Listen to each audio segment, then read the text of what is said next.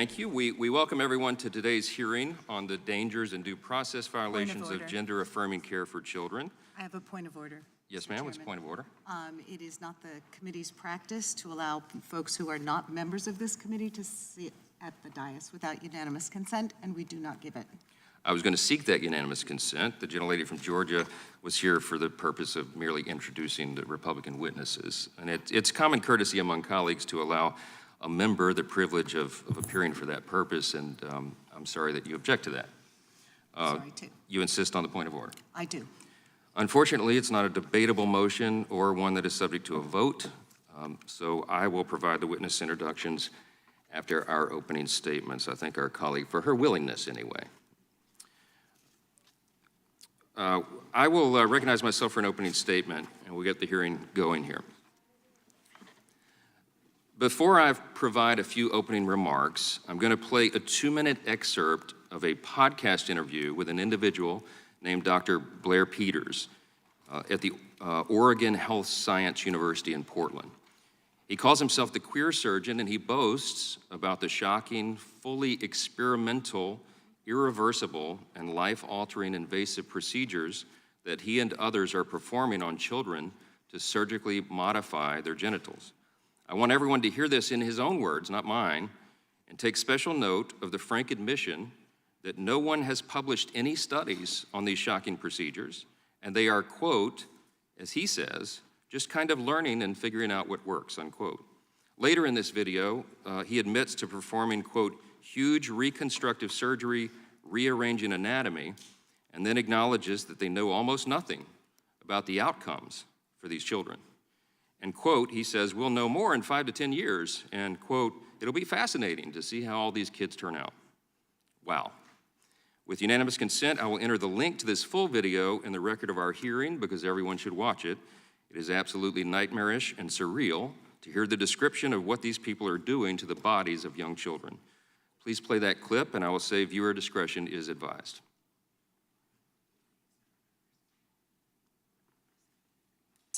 So 80% or so of my practice is gender-affirming surgery. So I do facial, chest surgery, and genital surgery. But the majority of my practice and sort of where my passion lies is really genital surgery cases. So I do a lot of vaginoplasty and a lot of phalloplasty. I would just say they're expanding in either direction.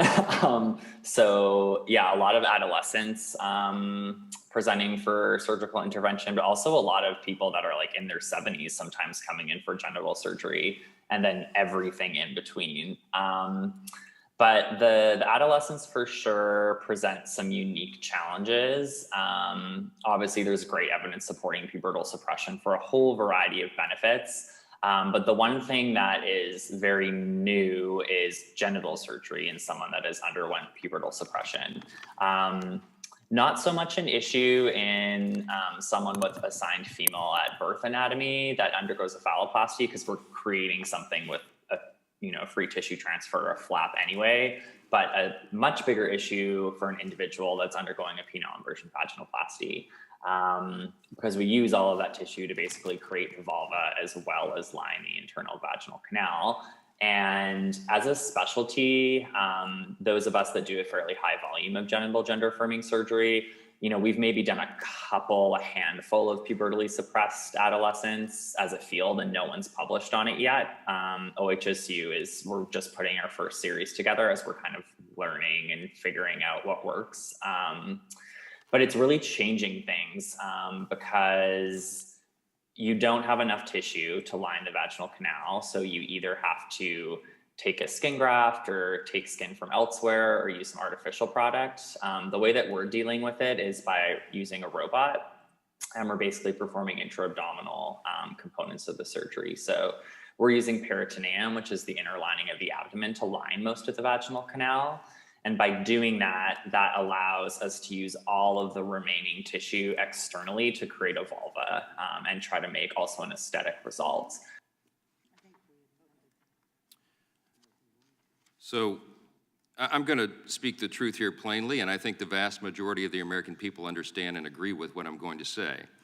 What you've just heard there is a little sample of barbarism. This is the mutilation of children, and it should be prohibited by our law.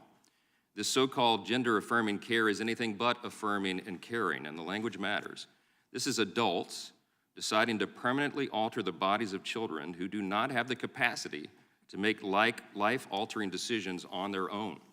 And here's some more plain truth that everybody acknowledged until about 15 minutes ago. It's been plainly observed and fully respected by every culture for all of recorded history.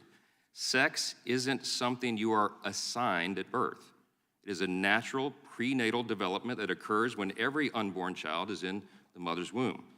No one can surgically free themselves from this objective and obvious fact of life or free anyone else from it. But today, we see adults inflicting unspeakable harms on helpless children to affirm the adult's own worldview, that gender is somehow fluid, that sex can be surgically altered, that there are no lasting consequences of all this madness as a result of the sex change procedures. What is even more alarming is that the central tenet of the transgender movement and its allies is to exclude parents as much as possible from making decisions about the health of their own children. Medical professionals and schools increasingly see parents as, quote, transphobic bullies who must be prevented from standing in the way of the medical sexual transition of their own kids. We saw this in my home state of Louisiana recently, where Children's Hospital of New Orleans laughed in the face of a young girl's parents when they attempted to intervene as doctors sought to transition their daughter without their consent. To the left, these aren't your children, see? They are the state's children, and the state should be making the parenting decisions. Let's also be clear about something else. Even a parent has no right to sexually transition a young child. Our American legal system recognizes the important public interest in protecting children from abuse and physical harm.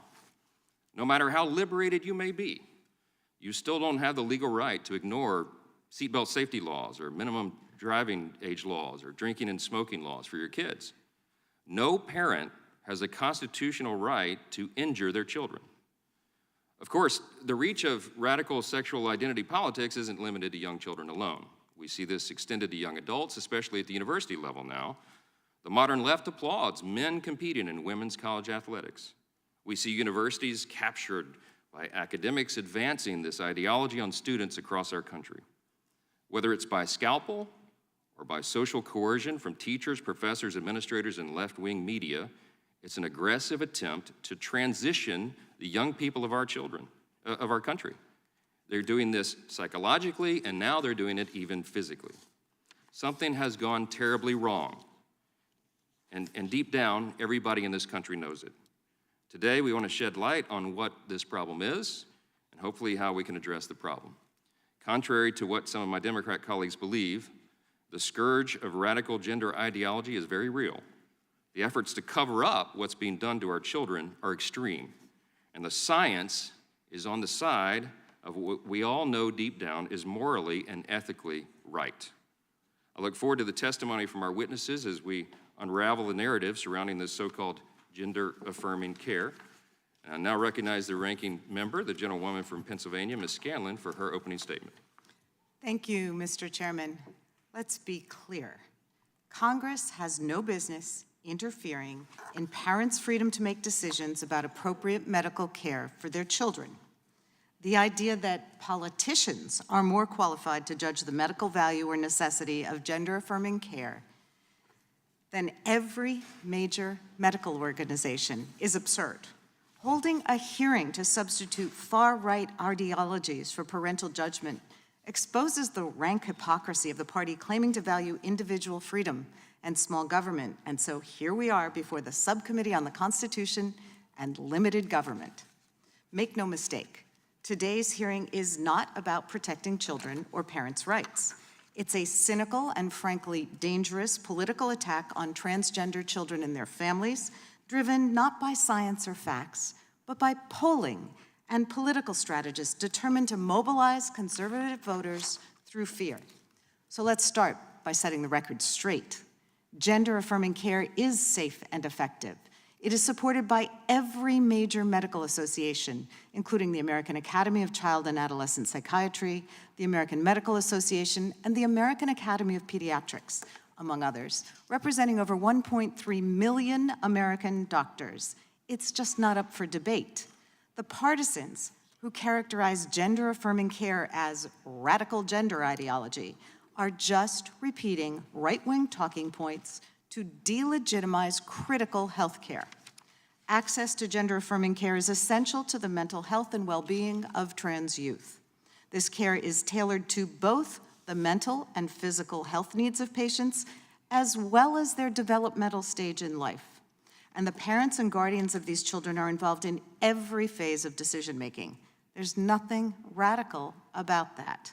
So when our Republican colleagues allege that gender-affirming care raises particular dangers or due process issues, that is fear-mongering at its worst, picking on already vulnerable kids in order to stir up chaos that they hope to ride to success at the ballot box, no matter how deceitful or dangerous those claims are. As a mother of three, I certainly never found myself at my children's pediatric appointments wishing for medical advice from the House Judiciary Committee. As a member of Congress, I'm appalled by the weaponization of our legislative process to inject politicians into the personal medical decisions of our constituents' lives. I strongly oppose any effort to impose ultra-conservative political or religious views on the medical decisions of American families, whether on matters of reproductive health care or parental decisions to seek gender-affirming care for a transgender child. I know that Americans can be trusted to make their own health care decisions without politicians invading their doctors' offices. And I believe parents and doctors when they say that gender-affirming care has changed children's lives for the better, and in many cases even saved those lives. Parents like the mother of a trans teen from Ohio, who shared her family's story with the committee. She told us that because her 17-year-old trans daughter had access to evidence-based, medically necessary, gender-affirming care, puberty was just another phase of a normal and healthy adolescence. She said, and I quote, "Forcing her to go through the wrong puberty and seeing the impact on her body and her mental health would have been agonizing for all of us.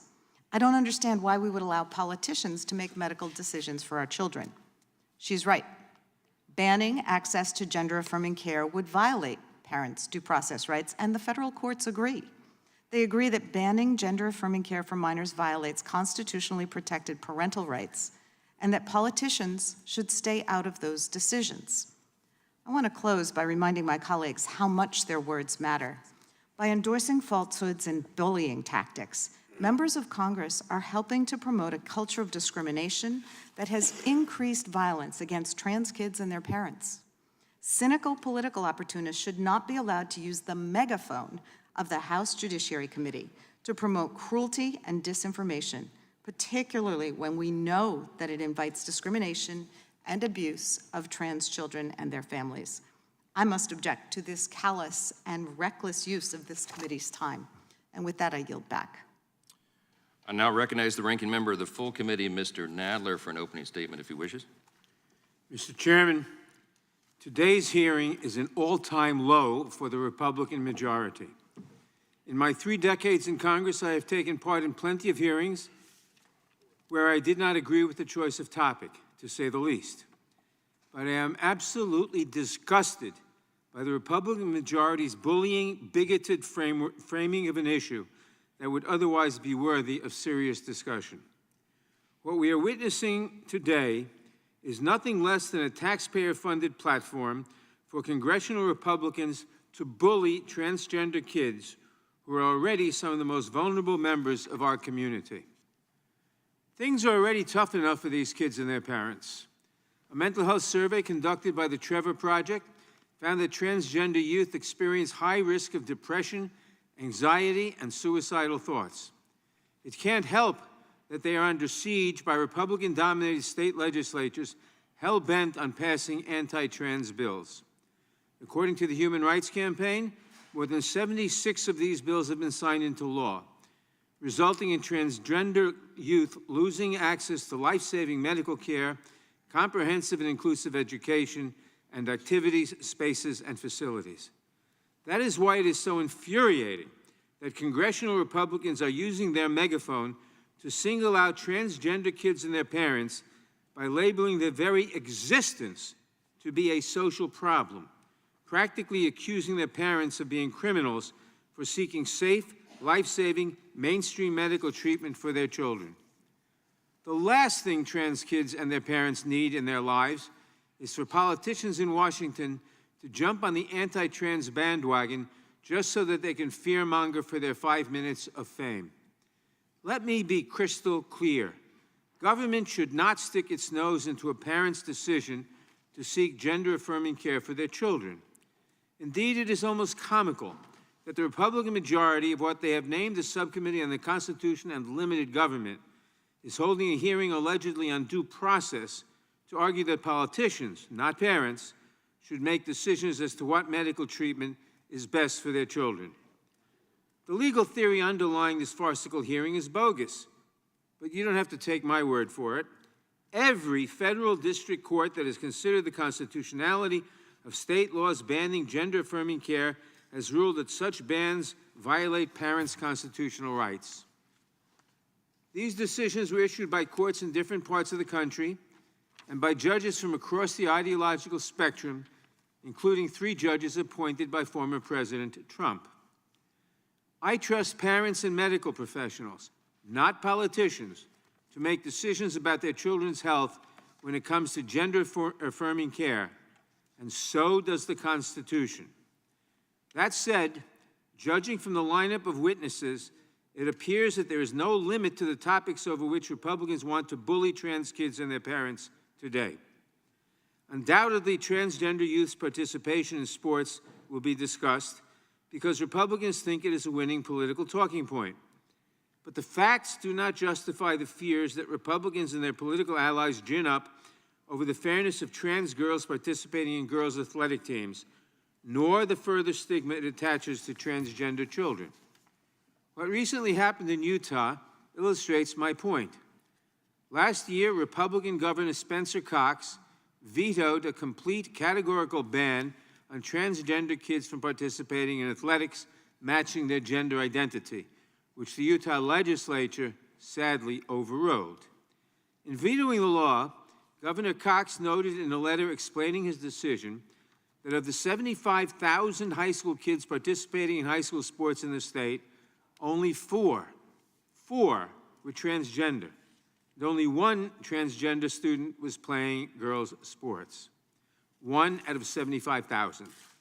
Governor Cox also noted a study that showed that 86% of trans youth reported suicidality, and 56% of trans youth have attempted suicide. Let those numbers sink in for a moment. A majority of trans youth in this study reported that they attempted to kill themselves. And that of 75,000 high school student athletes in the state, only 4 were transgender, an infinitesimally small minority of all high school students in Utah. Governor Cox's letter further described a sentiment that I sincerely wish his Republican colleagues on this subcommittee shared. The governor wrote, quote, "Rarely has so much fear and anger been directed at so few. I don't understand what they are going through or why they feel the way they do, but I want them to live.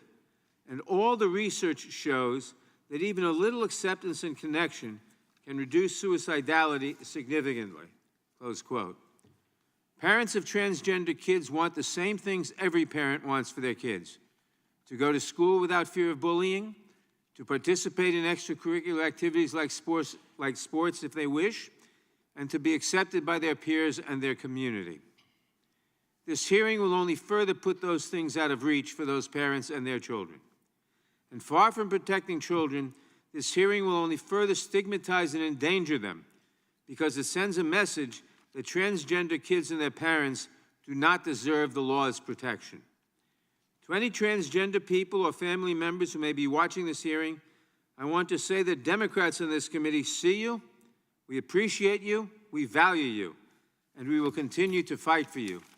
This hearing is a despicable exercise and a contemptible use of the subcommittee's time and power. I yield back. Gentleman yields back. Without objection, all other opening statements will be included in the record, and we will now introduce today's witnesses. Ms. Paula Scanlon is a spokeswoman and an advisor to the Independent Women's Forum and the Independent Women's Voice. She's a former collegiate swimmer at the University of Pennsylvania, and she speaks out about what it was like for girls competing alongside and sharing a pool and locker room with a transgender woman. Ms. Chloe Cole is an advocate and someone who has experienced gender transition procedures. After being diagnosed with gender dysphoria, she began to transition, and then she detransitioned at age 17 and now speaks about her experiences. Ms. Taylor Green had wished to note today that she had the pleasure of meeting and speaking with Ms. Cole last year when you bravely spoke out and spoke in support of her bill, the Protect Children's Innocent Act, in front of the whole nation at a press conference. So thank you for your courage. Dr. Jennifer Bowens is serving as the director of the Center for Family Studies at the Family Research Council. Her research focuses on identifying and advancing policies that will best serve the health and well-being of families and communities. Ms. Mae Mailman is a senior fellow at the Independent Women's Law Center. She previously served as the Deputy Solicitor General for the state of Ohio. Mr. Shannon Minter is the legal director for the National Center for Lesbian Rights. The NCLR advocates for lesbian, gay, bisexual, and transgender people. Ms. Miriam Reynolds is a licensed professional counselor and an art therapist. She's the mother of a transgender son and resides in the state of Texas. We welcome all of our witnesses and we thank you for your time in appearing today. We'll begin by swearing you in, so if you'd rise and raise your right hand.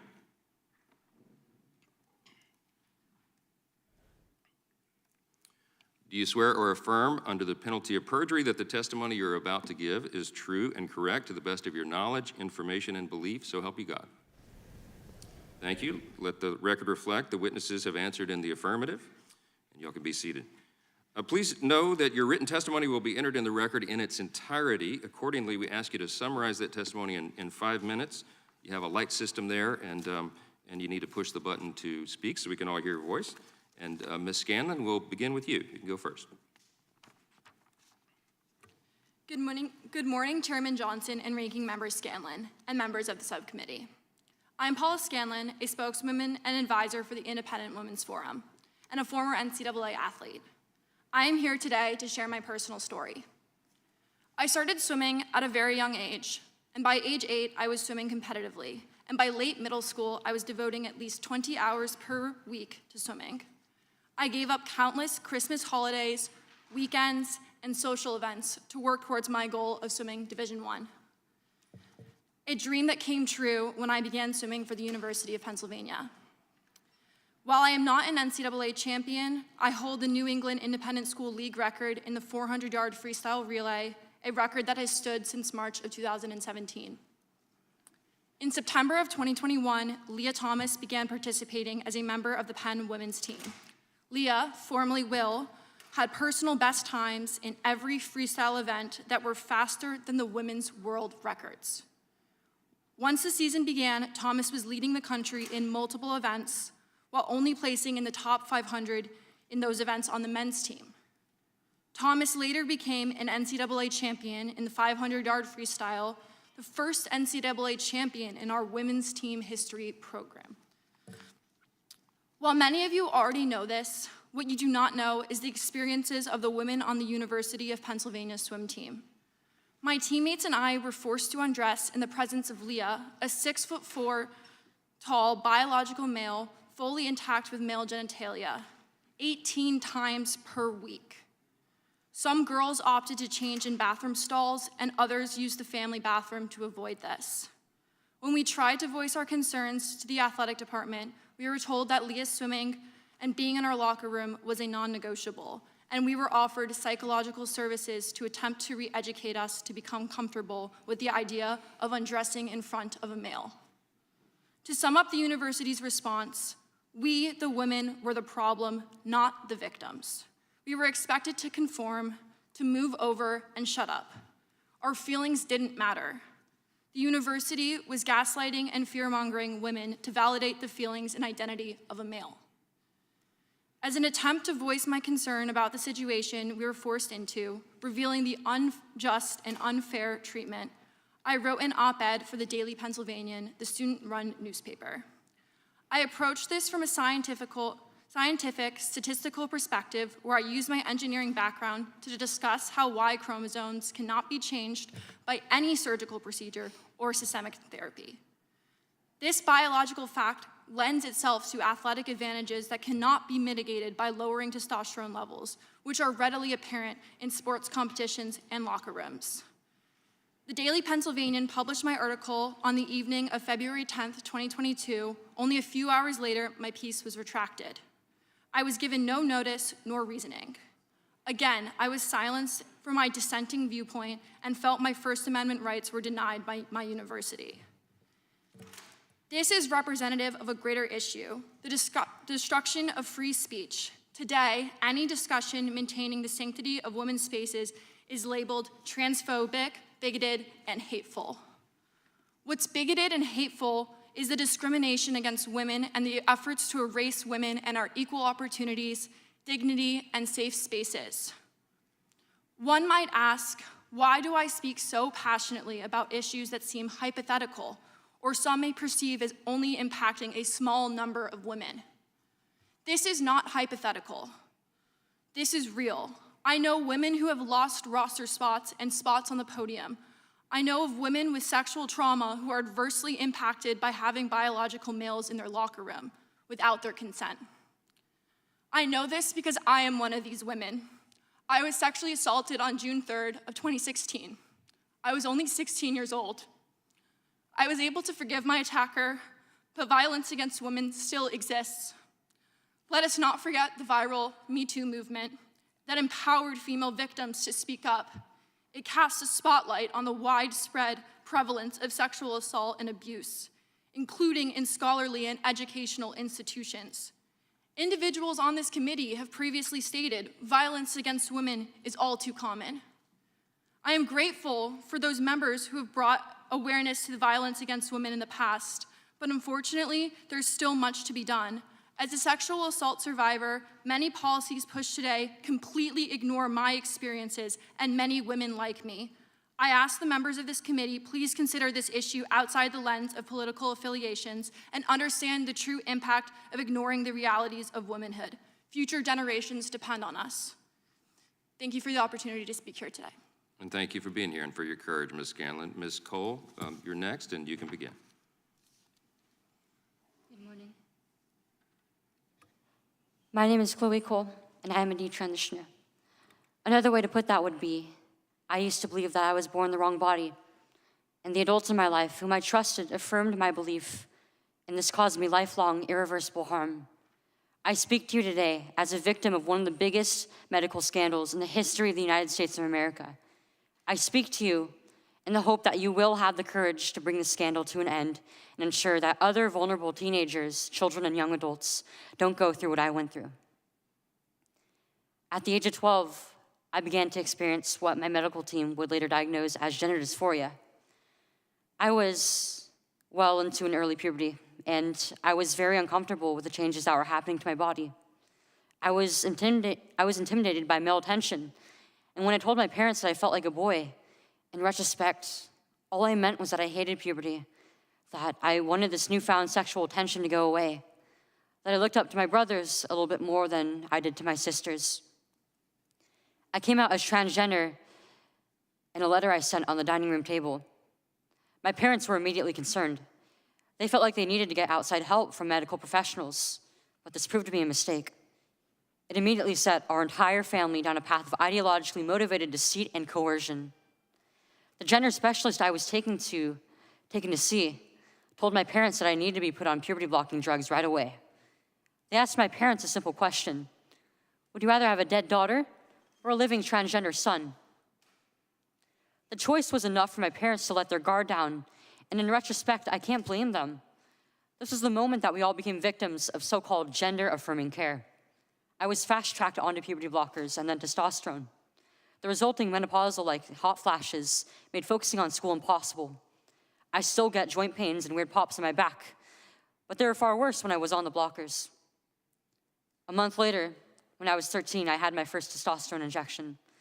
This caused permanent changes to my body. My voice will forever be deeper, my jawline sharper, my nose longer, my bone structure permanently masculinized, my Adam's apple more prominent, my fertility unknown. I look in the mirror sometimes and I feel like a monster. I had a double mastectomy at 15. They tested my amputated breast for cancer. And I was cancer-free, of course. I was perfectly healthy. There was nothing wrong with my still developing body or my breasts, other than that, as an insecure teenage girl, I felt awkward about it. After my breasts were taken away from me, the tissue was incinerated. Before I was able to legally drive, I had a huge part of my future womanhood taken from me. I will never be able to breastfeed. I struggle to look at myself in the mirror at times. I still struggle to this day with sexual dysfunction. And I have massive scars across my chest. And the skin grafts that they took of my nipples are weeping fluid today. And they were grafted into a more masculine positioning, they said. After surgery, my grades in school plummeted. Everything that I went through did nothing to address my underlying mental health issues that I had. And my doctors, with their theories on gender, thought that all my problems would go away as soon as I was surgically transformed into something that vaguely resembled a boy. Their theories were wrong. The drugs and surgeries changed my body, but they did not and could not change the basic reality that I am and forever will be a female. When my specialist first told my parents that they could have a dead daughter or a live transgender son, I wasn't suicidal. I was a happy child who struggled because she was different. However, at 16, after my surgery, I did become suicidal. I'm doing better now. But my parents almost got the dead daughter promised to them by my doctors. My doctors had almost created the very nightmare they said they were trying to avoid. So what message do I want to bring to American teenagers and their families? I didn't need to be lied to. I needed compassion. I needed to be loved. I needed to be given therapy to help me work through my issues, not affirm to my delusion that by transforming into a boy, it would solve all my problems. We need to stop telling 12-year-olds that they were born wrong, that they are right to reject their own bodies and feel uncomfortable with their own skin. We need to stop telling children that puberty is an option, that they can choose what kind of puberty they will go through, just so they can choose what clothes to wear or what music to listen to. Puberty is a rite of passage to adulthood, not a disease to be mitigated. Today, I should be at home with my family celebrating my 19th birthday, and instead I'm making a desperate plea to my elected representatives. Learn the lessons from other medical scandals like the opioid crisis, to recognize that doctors are human too, and sometimes they are wrong. My childhood was ruined along with thousands of detransitioners that I know through our networks. This needs to stop. You alone can stop it. Enough children have already been victimized by this barbaric pseudoscience. Please let me be your final warning. Thank you. Today's your birthday? It is. You're a beautiful, brave woman. Thank you for being here. Thank you. Ms. Reynolds, you're next. You may begin. Good morning. My name is Miriam Reynolds. I'm a licensed professional counselor, a fifth-generation Texan descending from a long line of conservative Christians, and I'm the mother of a transgender son. I am honored to be here today to give my testimony and tell you the story of my incredible child. He recently became an adult, and I will still refer to him as a child. His name is Cameron, and he is 18 years old. He recently graduated from high school and is embarking on adulthood with a gap year before college. Cameron told us he was transgender when he was 11 years old. He was clearly dealing with something, but we didn't know what it was or how to help him. But then he told us. My husband and I had the same instinct to tell him that we love him no matter what and always will be there for him. We knew we needed to affirm him from our years in working with foster youth, but we had no idea what to do next. We were scared. We didn't know anyone who had a trans child. We had never even heard of gender-affirming care. I prayed that it was a phase, but already knew that it wasn't. The signs had been there all along, we just didn't understand them. We thought he was a tomboy. He refused to wear anything pink or girly and was the only girl on the boys' football team for many years. His best friends were always boys. There were a lot of signs looking back. As parents, all we really want for our children is for them to be happy and healthy. Prior to receiving gender-affirming care and socially transitioning, my child was not happy and was not able to be his true self. I didn't want him to have to face the struggles of being transgender, but I did want him to be happy and himself. At times, I grieved my little girl and felt as if she were gone. It was hard on me at first, but I was able to put my child's needs before my feelings and find him the care he needed. I could see that my child was happier and felt more and more comfortable the more he was affirmed. We were living in Colorado at the time, and through some research found a comprehensive program at a local hospital that provided health care to trans kids. We found him a counselor, immediately began trying to provide him with the best health care we could find. We felt very fortunate to have access to a multidisciplinary team of professionals who could help us figure out what options we had for Cameron's health care. I could not imagine having to manage legal restrictions of medical care in addition to talking to our extended family, all while learning ourselves about treatment options and caring for our child. Later that year, we decided to move to Texas. We began researching leading programs in the field of trans healthcare and were able to find a similar program. We chose to move to a town based on proximity to the clinic. We knew we needed the support of experts. We had an appointment scheduled before we even arrived in Texas or had any idea of our health insurance coverage. Our multidisciplinary team at the clinic consisted of physicians, nurses, social workers, psychologists, medical students, my son's counselor, the school counselor, my husband and I as parents, decision makers, and my son as a patient. We filled out many, many surveys and questionnaires. Myself, Cameron, and his dad were all required to do so. We had extensive interviews with social workers and psychologists who had requested a letter from Cameron's previous provider prior to our first appointment. The intake process was lengthy and meticulous. The process was daunting, but I was grateful that the team was so thorough. I want to make it clear that the care we received was slow, very thoughtful, provided with the utmost care and consideration. There was no rush, absolutely no coercion, lots and lots of double checking and making sure we were all on the same page. At the time, Cameron felt it was all moving too slowly. In retrospect, we can see clearly that it was the best thing for us to move so slowly on medical interventions so we could properly weigh the pros and cons. My son was asked at every appointment if he wanted to stop treatment or if he had any concerns about treatment whatsoever. Counseling was taking place the entire time. Cameron's counselor would also meet with the doctor and my husband and I before medical interventions were decided upon. The interventions my son has had with extreme consideration, consent, and discussion have been counseling first and foremost, puberty blockers, and hormone therapy. We have not even considered any kind of surgery, and my child is 18. If any physician or member of the treatment team had suggested surgery to us when Cameron was a child, we would have said no thank you and immediately gotten a second or third opinion. With the benefit of hindsight, I have no doubt that the health care my son accessed was life-saving. I'm grateful that we have had access to this incredibly crucial, medically necessary health care for our son without the interference of our government. Cameron is thriving now. He's doing better than he ever has. He has wonderful friends. He's dating a little. He has spoken out publicly and has the love and support of his whole family, including 2 grandparents who are staunch conservative Christian Republicans. We can all see that this is who he is. The grandparents don't fully understand what being transgender really means, but they love and accept him. I'm asking you today to please allow parents the right to access and consent for health care for their children. This decision should be made with parents, the child, and the child's medical providers without government interference. Thank you. Thank you, Ms. Reynolds. Ms. Mailman, you're next. You may begin. Push that button for me there. I'm Mae Mailman, Senior Fellow with the Independent Women's Law Center, the legal advocacy arm of Independent Women's Forum and Independent Women's Voice. I am also a mother to my 8-month-old daughter. I am testifying here today in support of her future, her freedom, and her equal opportunity. My fellow panelists have covered the pernicious effects of gender ideology on children and their futures. I'm here to address another way in which gender ideology destroys women and girls, and that is by dissolving legal protections for women in athletics.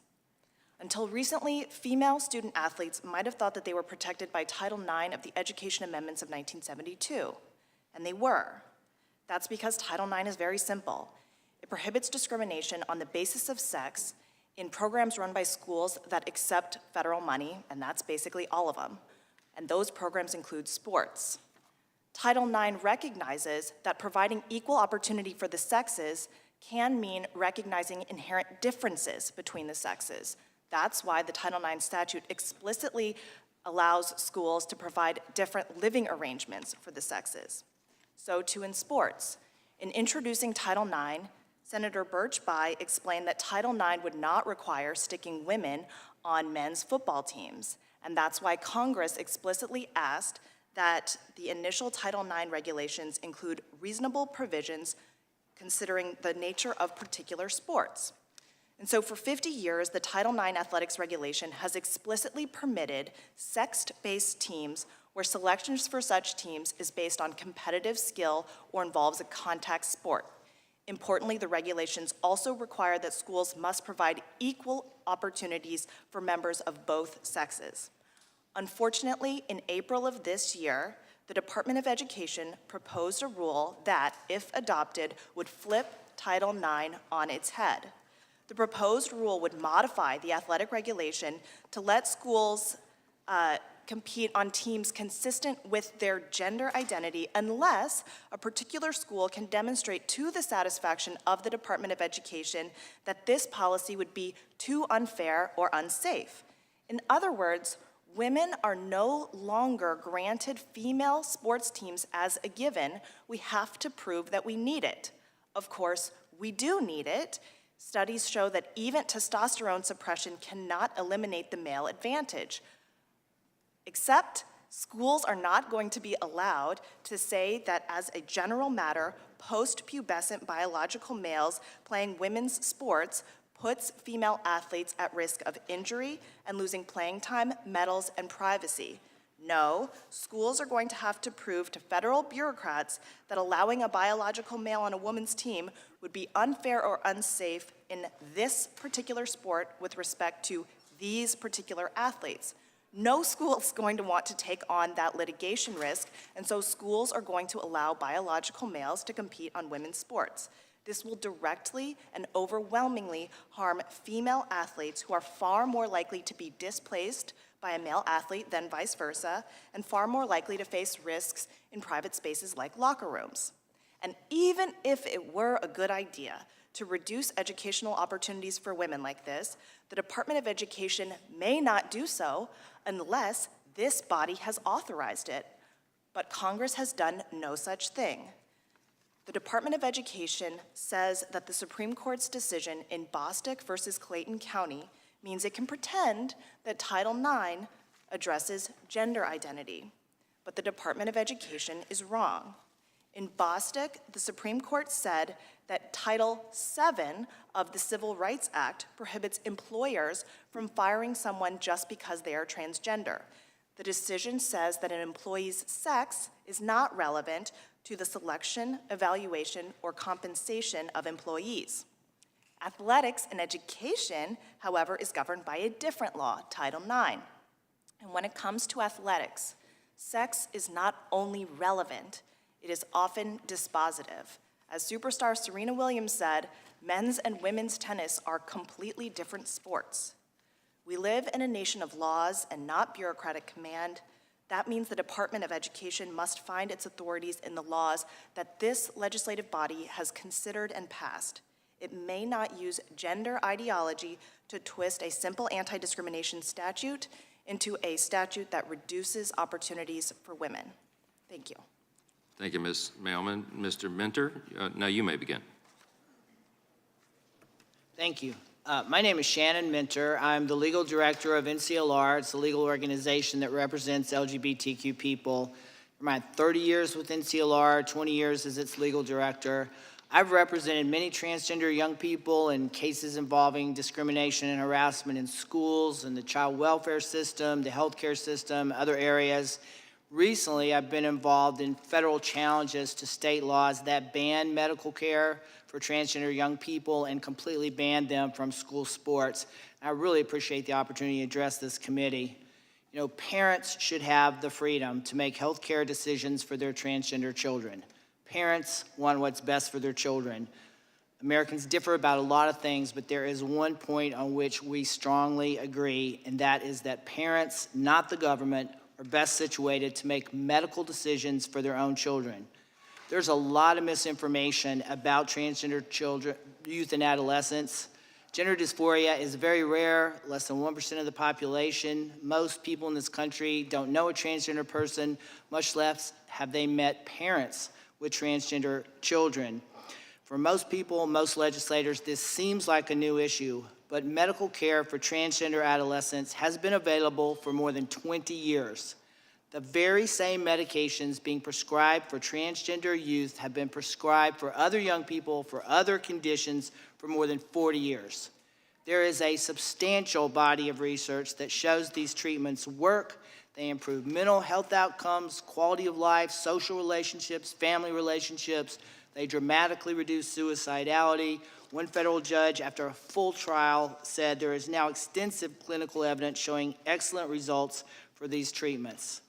The medical standards for these treatments, as has been noted, have been endorsed by every major medical association in this country: American Medical Association, American Academy of Pediatrics, American Psychological Association, many more. These standards, they're evidence-based. They require a rigorous multidisciplinary assessment before diagnosing a child with gender dysphoria. They take a conservative approach to treatment. Those standards have been in place for a long time. They are not new. What is new is this recent massive overreach by state lawmakers to ban medical care for transgender youth. These laws, these recently passed state laws, they prevent doctors from doing their job. They prevent parents from getting the medical care that their children need.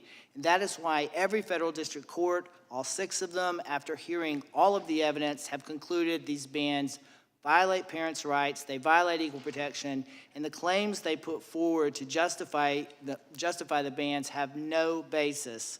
These decisions, as has been noted, been issued by a wide range of judges: Arkansas, Alabama, Florida, Indiana, Kentucky, Tennessee. In every case, the state officials supporting these bans had every opportunity to back up their false claims with actual evidence. Each case, they have failed.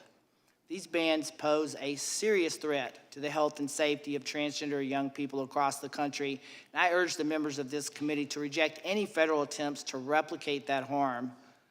As a transgender person myself, I have benefited from decades of access to health care, legal equality, support, been able to marry, have a family, pursue a career, participate in my local church and community. It is very disheartening to see the protections that have given me and other transgender people so many opportunities to thrive and to succeed now just being needlessly taken away from young people. Healthcare bans conflict with medical expertise. They rob parents of their right to make medical decisions for their children. They have devastating consequences for young people's lives. Decisions about children's medical care should be made by the parents who love them, not by politicians who know nothing about a child's life or history or circumstances, and who won't be the ones having to watch a young person they love suffer the devastating consequences of going without needed medical care. Thank you. Thank you, Mr. Minter. And Dr. Bowens, last but not least, you may begin. Chairman Johnson, Ranking Member Scanlon, and members of the subcommittee, thank you for the opportunity to speak with you today. My name is Dr. Jennifer Bowens, and I'm a licensed therapist, clinical researcher, currently serving as the director of the Center for Family Studies at Family Research Council. Based on over 25 years of experience as a clinician providing trauma therapy to children, and as a researcher investigating the psychological effects of traumatic stress, I'm here to express my concern about what has been termed gender-affirming care. I've considered it a privilege to practice, research, and train future clinicians and be a part of a discipline aimed at protecting and bringing healing to the most vulnerable in our society, which are children. But when it comes to gender transition procedures, my field is not operating as a helping profession. Instead, it is actively causing harm. Historically, children have been treated as a special and vulnerable class in the psychological and research fields. Caution has been applied to children in light of the fact that they do not have the neurological capacity to understand lifelong decisions. Professional and research ethics tell us that we should proceed very cautiously with regard to interventions for children when empirical evidence is weak or the research methods are in the early phase, as with this case. We should avoid interventions that pose unnecessary risks, particularly when the symptoms are known to change with maturation. But risk avoidance is not what's happening with gender transition procedures. Instead, we have too many cases like Mike. Mike was 9 years old when he first saw a gender therapist. I was deeply saddened when I read his gender therapist case notes, where it was reported that Mike couldn't distinguish between fantasy and reality. Instead of investigating these symptoms, the therapist wrote in the treatment plan, which included puberty blockers, guidance on social transition, and education for future hormonal and surgical procedures. This treatment plan was enacted without regard for this child's known diagnoses of autism, possible OCD, and possible parental diagnoses, which were reported in the case notes. Mike is just one example of how so-called gender-affirming care is in direct opposition of our knowledge regarding development and our understanding of good research and treatment. And there are many reasons why I have concerns, but I'll just share a few with you. One, these interventions are being endorsed based on consensus, not evidence. In the case of gender-affirming care, the term evidence-based does not mean that this practice is standing on the merits of solid research findings addressing gender dysphoria. Instead, it refers to a vote by those who are ideological supporters of the practice. Compared to other psychological disorders found in the DSM-5 TR, gender dysphoria is currently being treated with the most invasive interventions connected to a psychological issue with the lowest quality of evidence to support that practice. And two, the success rates of non-intervention for gender dysphoria for children already exceed what most psychological interventions have. In most cases, 85% or more of those experiencing gender dysphoria will desist if they are left alone. This is a higher rate than most well-established and researched psychological interventions, and with success rates this high, it is actually unethical to intervene. Three, the research and practice around this issue does not properly account for competing diagnoses and variables. So in one example, a report from the UCLA Williams Institute found that 45% of transgender identifying people reported childhood sexual abuse. As a trauma clinician, I can tell you that when someone experiences sexual trauma, it is not uncommon for that person to hate parts of their body or want to get rid of those aspects of themselves that made them vulnerable to abuse. And four, it is often claimed that a failure to provide these interventions increases the risk for suicide. This approach is actually unethical, and it's a clear departure from the practice of empowerment and self-management, which are important goals of mental health practice. This claim is also not supported by the literature. Despite years of empirical study, there is no definitive understanding of the etiology in the suicide literature. Five, after a review of the literature, other countries have actually backed away from gender transition procedures, and the list now includes the United Kingdom, France, Finland, Norway, Australia, and Sweden. And six, gender-affirming care has created a monopoly on treatment options, as it demands that it is the only way to treat gender dysphoria. By comparison, we can look at Cochrane collaboration, for example. There are 245 meta-analytic reviews of varied treatment options for depression. Yet when it comes to gender dysphoria, there's only one path currently prescribed to help someone, and that's to become someone else. Researchers and clinicians should be innovating solutions to heal distress, not coercing kids onto a path that tells them that they need to remove or change physical parts of who they are in order to be whole. This is why I'm calling on you to act on behalf of children. Thank you. Thank you. Sorry for that buzzer background noise. Didn't rattle you at all. We will now proceed on to the 5-minute rule with questions, and the chair recognizes first the gentlewoman from Wyoming for 5 minutes. First of all, I want to say thank you for being here.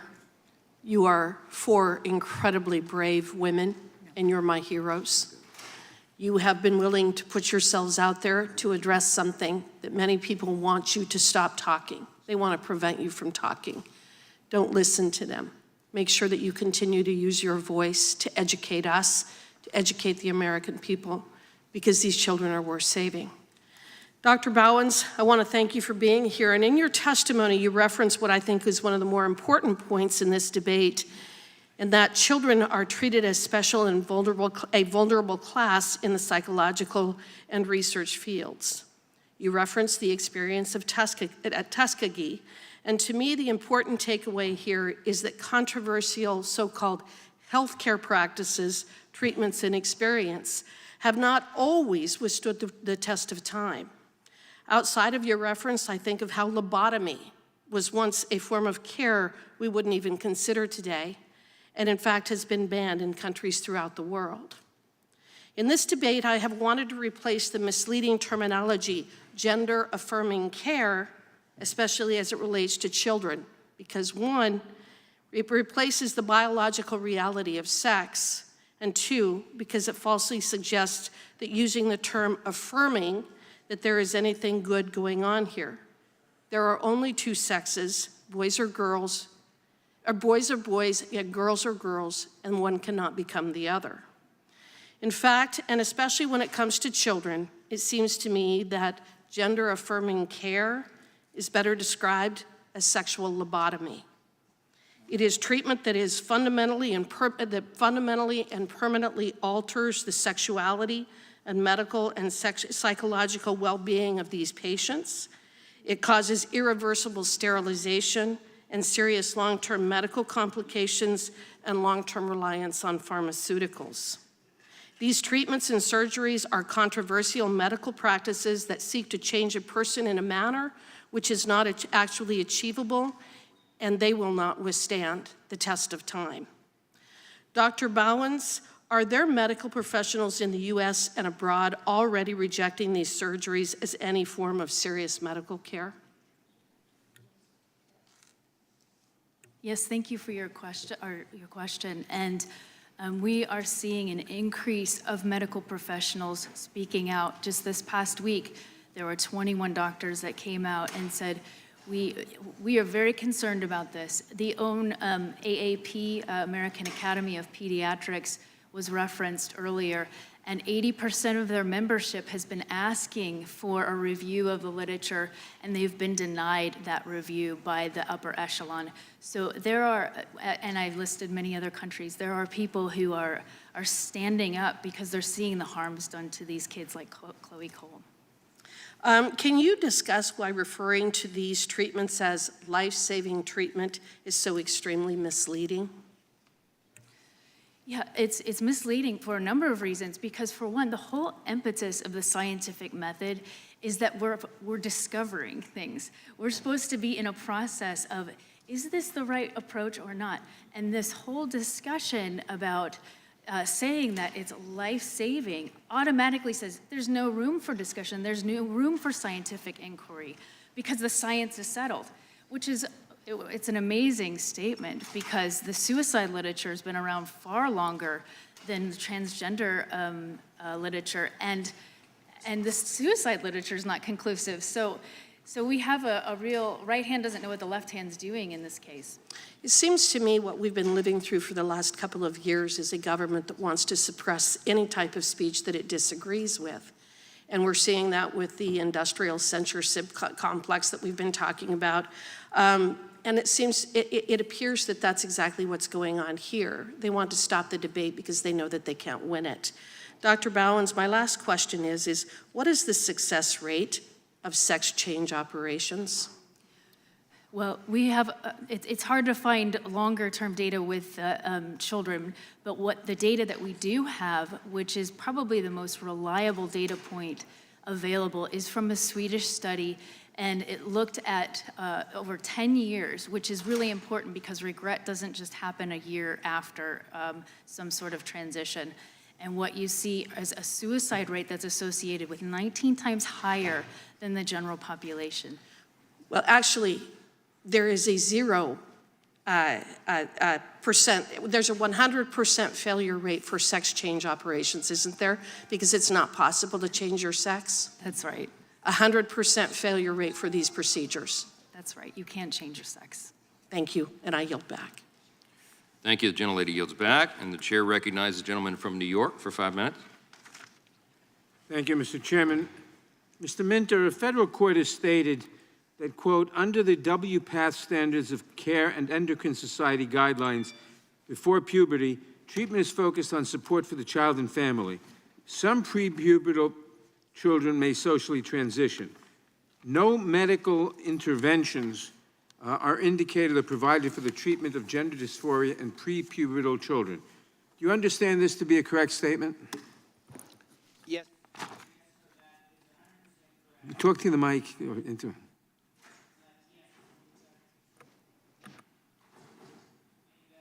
Yeah. It's actually not. Is the button red? Sorry. Okay, there you go. My apologies. Yes, sir, that is 100% correct. Before puberty, there are no type of medical or medication interventions whatsoever. We're talking about transgender adolescents who've hit puberty and who would be eligible to be considered when it's medically appropriate. What does the federal court mean in saying that, quote, no medical interventions are indicated or provided for the treatment of gender dysphoria in actually, you just answered that. What does the federal court mean in saying that some prepubertal children may socially transition? Yeah, the only type of medical support or support offered to a transgender youth before puberty is to just let them be who they are. And I can't stress enough, this is about kids becoming someone they're not. This is about kids being who they are. So just allowing them to live with a name, clothing, etc., that reflects who they really are. And it's remarkable. They found that when research has found that when children are supported in that way, they are indistinguishable in terms of their mental health outcomes from non-transgender kids. They're just as healthy and really thrive when they get the support, that simple support that they need. Thank you. Mr. Minter, what have courts said about laws that restrict transgender individuals' access to medically necessary care? That they severely burden parents' fundamental rights to make medical decisions for their own children, and that they're blatantly discriminatory, that they violate the guarantee of equal protection because they do something that has just never been done before in this country, which is single out a particular group of people, transgender young people, in order to deny them medical care. Thank you. Mr. Minter, a federal court has stated that, quote, the risks of gender-affirming medical care are not categorically different than the type of risks that other types of pediatric health care pose. For many adolescents, the benefits of treatment greatly outweigh the risks. Do you agree with this statement? Absolutely. What are the benefits of receiving gender-affirming care? They're enormous. They produce positive mental health outcomes for these young people. They dramatically improve their quality of life. They do better in school. They develop positive social relationships. We heard that with Ms. Reynolds' testimony. Their relationships with their family improves, and their gender dysphoria is alleviated, and any depression, anxiety, suicidality is dramatically reduced. There's a study from 2022 that found a 73% reduction in suicidality among kids who had received this treatment. Ms. Reynolds, thank you very much for being here today. Is there anything about you, your son, and other families like yours that you think the subcommittee and the American people should know? I would like to just add one thing, if I could, and that is that with the sports debate, I just want to share my son's process with that. So, as I mentioned, he was the only girl on the boys' team for many, many years when he was a child, and when he transitioned, he completely dropped out of playing sports altogether. So that left a big hole in his life. That's nothing that he did anymore, and it was because he felt the pressure from all of this kind of political discussion around this, and dropped out completely. And I think that story is probably way more common than the isolated cases.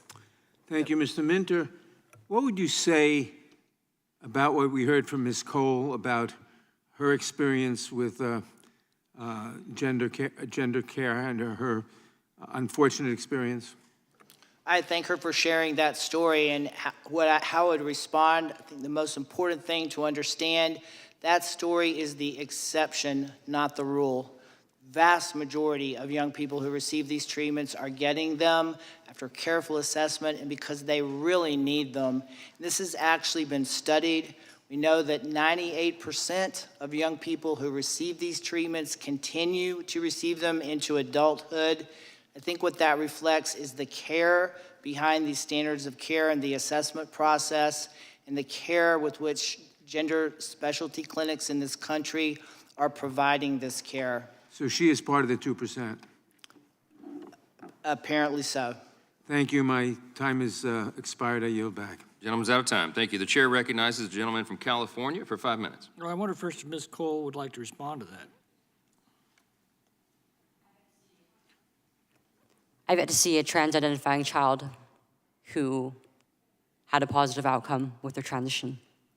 And the reason why most children who are affirmed continue on to transition, either as adolescents or as adults, is because once you've either socially transitioned or gone on blockers or started the other interventions like surgery or hormones, it's incredibly difficult to go back. The social ramifications are... It's irreversible, and they have no choice at that point, is what you're saying. in every single way. There are two aspects to the question. Let me dispose of the first one involving sports, the fairness of allowing biological males to compete against females in sports. The second is a more complicated one, whether children should be subjected to irreversible transgender surgical or chemical procedures at all. But Ms. Scanlon, can you tell me if a female claiming to be a male has ever dominated in men's sports? No, and actually in my league, there isn't 2 instances where a female athlete transitioned to the men's side. So this is very much a one-way street. Yes. It's biological males competing against women dominate those sports. There's not a case of a biological female going transgender and dominating a male sport. Am I correct? Yep, you're correct. And it's obvious that that would be the case because... Well, if that's the case, then simply this is an attack on the integrity of women's sports. And I wonder why my Democratic colleagues, who often posture as feminists, can't see this plain truth. Ms. Scanlon, what would be wrong with simply allowing transgender men and women to compete in their own sports competitions while we preserve the fairness of women's sports? Yeah, I believe all individuals should have a right to play sports. I think sex-based categories make the most sense. So transgender males should be allowed to compete with other transgender males in their own sports category. Nobody's got a problem with that, I think. Yeah, if that's what governing bodies decide is the fair solution, then I'm for that. I believe that female spaces should be protected and female sports teams. Now the more weighty question is who should make the decision to subject a child to such a procedure on behalf of that child? Nobody. Well, long before governments existed, there were mothers and fathers who had children. So the family is the most fundamental governing unit. It's established by nature itself. So I think it therefore follows that parents have a fundamental natural right to raise their children according to their own best judgment. It can't be absolute, of course. You can't kill them. You have to feed them and clothe them and shelter them. And society has a role to play in being sure that you do. But it's intrusions into the decisions of parents over the raising of their children. That needs to be very cautious, very limited, and very humble. Now, the ranking member in her opening statement makes this point, once you strip away all of the partisan rhetoric, and it seems to me that there are 2 issues here. The first is the effort in states like California to bypass parents' judgment and subject their children to transgender procedures against the parents' judgment, or even to hide this from the parents. That's going on in California right now. So I want to be sure I understood the subcommittee's ranking member correctly. It sounded like she, too, opposes government replacing parents' judgment over the decision on transgender procedures for their children. Am I correct on that? That's you, Ms. Scanlon. Yeah. Am I correct on that? I yield to the gentlelady to answer. I'm sorry, I was...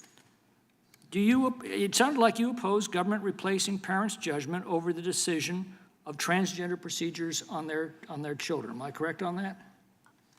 What I said was that parents have the ultimate right to make the decisions concerning appropriate medical care for their children. I think we're in agreement. We can take that off the table. Both parties oppose the government, any government, making decisions over whether a child will be subjected to transgender procedures contrary to the wishes of the parents. Do I understand that correctly? I believe that's generally the legal standard, Okay, yes. that's great. Then The we need dispute to is take over what is appropriate, apparently. If both parties support a law that forbids performing these transgender procedures on a minor without the full and informed consent of the parents, then, Mr. Chairman, I believe we should advance such a bill right away. I think that would address the fears that I hear from a lot of parents that their desire to protect their child is at risk from various state governments like California who are trying to usurp that decision. We have complete agreement on that. I think believe we you're should move that bill mischaracterizing the today. complete agreement. Well, I thought we had just arrived at that agreement until it comes down to actually doing it, and then you seem to have a change of heart. But Mr. Chairman, let's put that to the test. I see I'm out of time, but I think the sooner we move that, the better. Very keen observation. The chair now recognizes Ms. Ballot, gentlelady from Vermont. Thank you, Mr. Chair. I want to start by saying these issues are difficult for most Americans to talk about. And I want to bring us back to the basic dignity and humanity of all Americans, full stop. Ms. Reynolds, I really appreciate you being here today. I too am a parent, and I know that I would do anything that I could to get my children the care that they need. And implied in what you've said is that that journey was not always easy for you. And I'm wondering if we could bring it back to the experience of real parents, real Americans right now who are trying to wrestle with these issues. Just tell us a little bit more, if you could, about your experience of trying desperately to get your child the support that you felt like they needed and deserved, and you didn't always know what that was.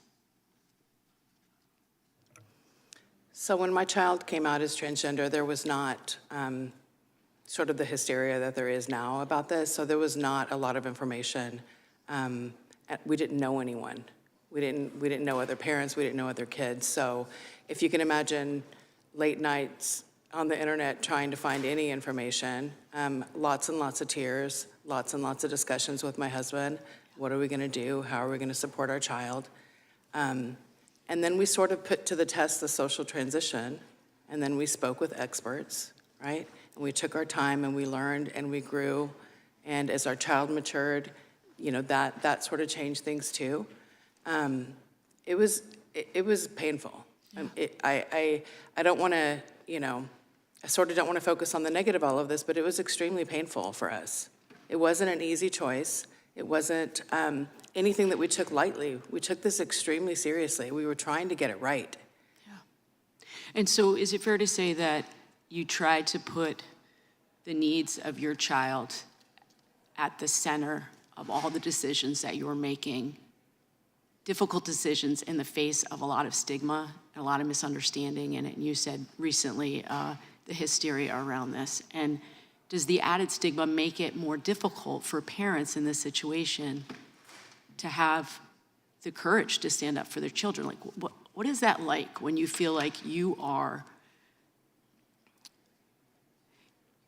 trying desperately to do the right thing and you're hearing all of these voices that you are not being a good parent? It's absolutely heartbreaking, actually. I've spent my entire career trying to help people, particularly children. That is what I do. And to sort of be looked at as a child abuser or, an indoctrinator or something like that, it's extremely painful. It just adds a whole other layer to this. It feels very hateful and divisive. I really appreciate you saying that, because I think there are a lot of parents across the country right now that are trying their level best to do right by their children. And this kind of heightened hysteria around this issue is making it very difficult for them to do that. So I wanted to bring this hearing back to basic humanity and dignity, because I feel like we have gone astray. That's the first thing I want to say. So thank you for being here. For Ms. Cole, I also want to thank you for being here. I'm very sorry you feel like you didn't get the care that you needed and deserved. Mr. Minter, you're welcome. Mr. Minter, if you could, talk to us about how gender-affirming care, what does that look like for young kids? What are we talking about when we talk about gender-affirming care for young children? For young children, we're simply talking about parental love and support, not trying to change the child, recognizing that the child is transgender and allowing them to be who they are, and encouraging others, family members, to do the same. It's really just loving and supporting a child. I really appreciate that. Again, let's bring it back to the basic humanity and dignity of all. The last thing I want to say is in his opening statements, the chair said there's no such thing as gender assigned at birth. And I just want to be on the record here of standing up for the 5.6 million Americans who are intersex. And actually, that's exactly what the experience that they had was they were having their gender assigned at birth, and they are Americans too. And they are trying to navigate this. There are atypical chromosome patterns, gonads, and genitals that do not fit typical binary notions of male and female. That does not make them less American or less legitimate or less worthy of dignity and respect. I yield back.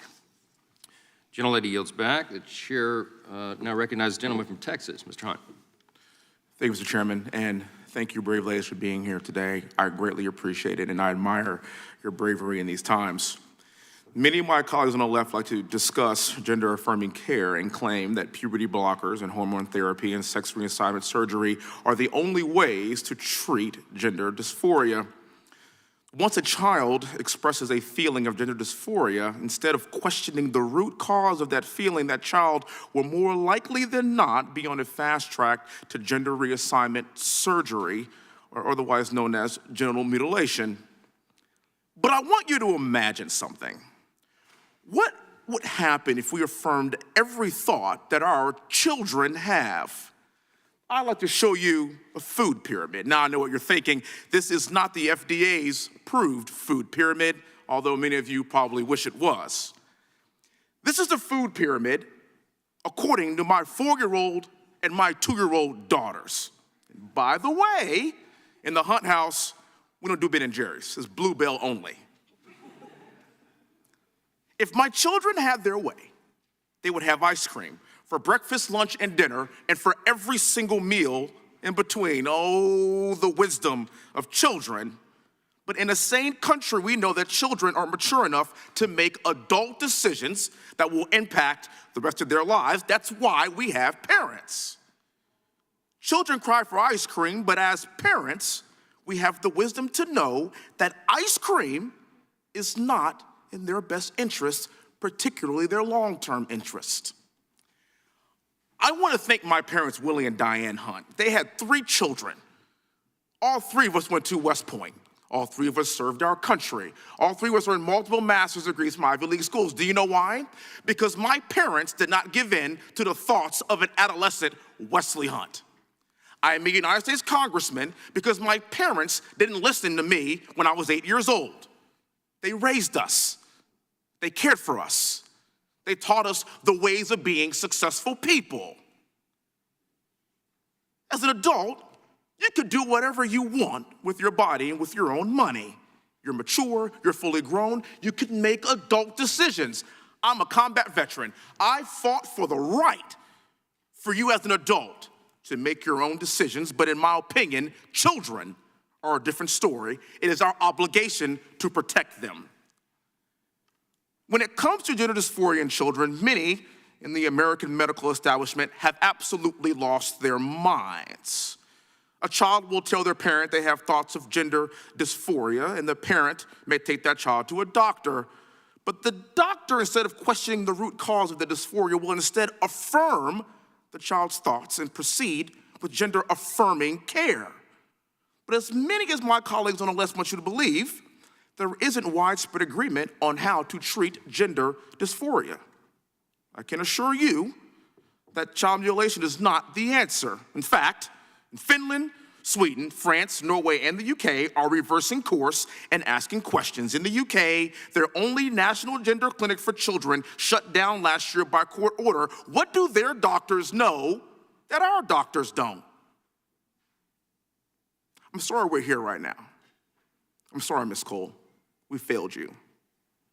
Ms. Scanlon, my daughters are going to watch this because you have become their new hero, and I can assure you that my 4-year-old and my 2-year-old daughters will not change in front of biological men.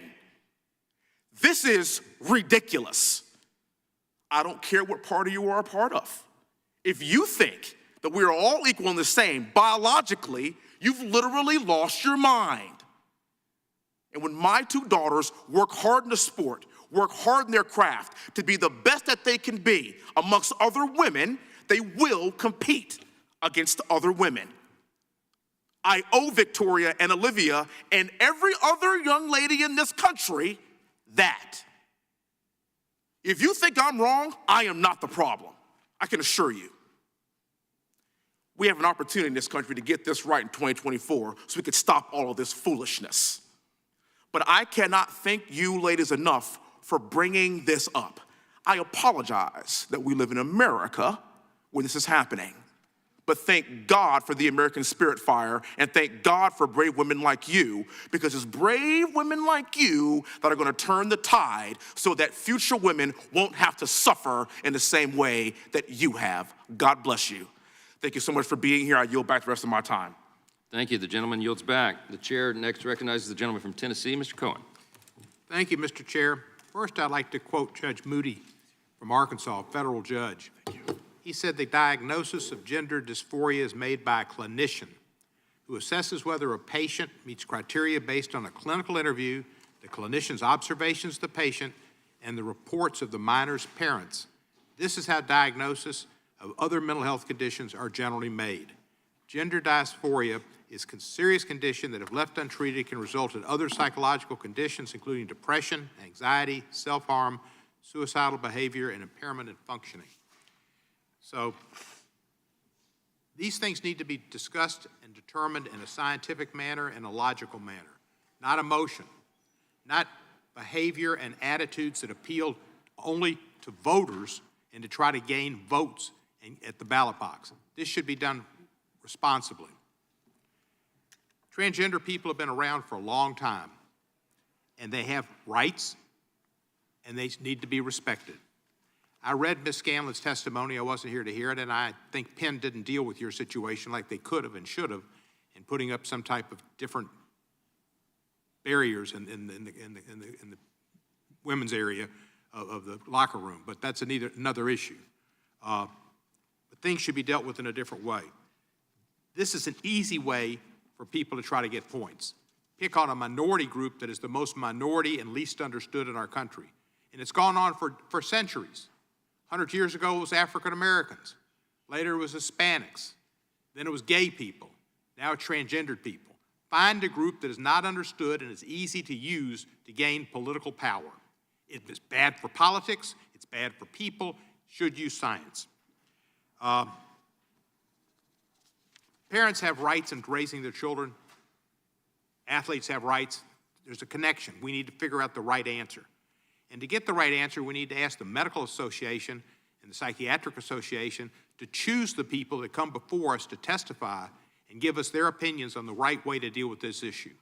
Not each group picking people that are favorable to them to put out divergent issues, but people who are experts based on the AMA and the American Psychiatric Association and maybe another association similar, where they pick the witnesses and send them to us to talk about the issue and to suggest a response that would be both fair to the transgendered parent, the transgendered child, and the society at large.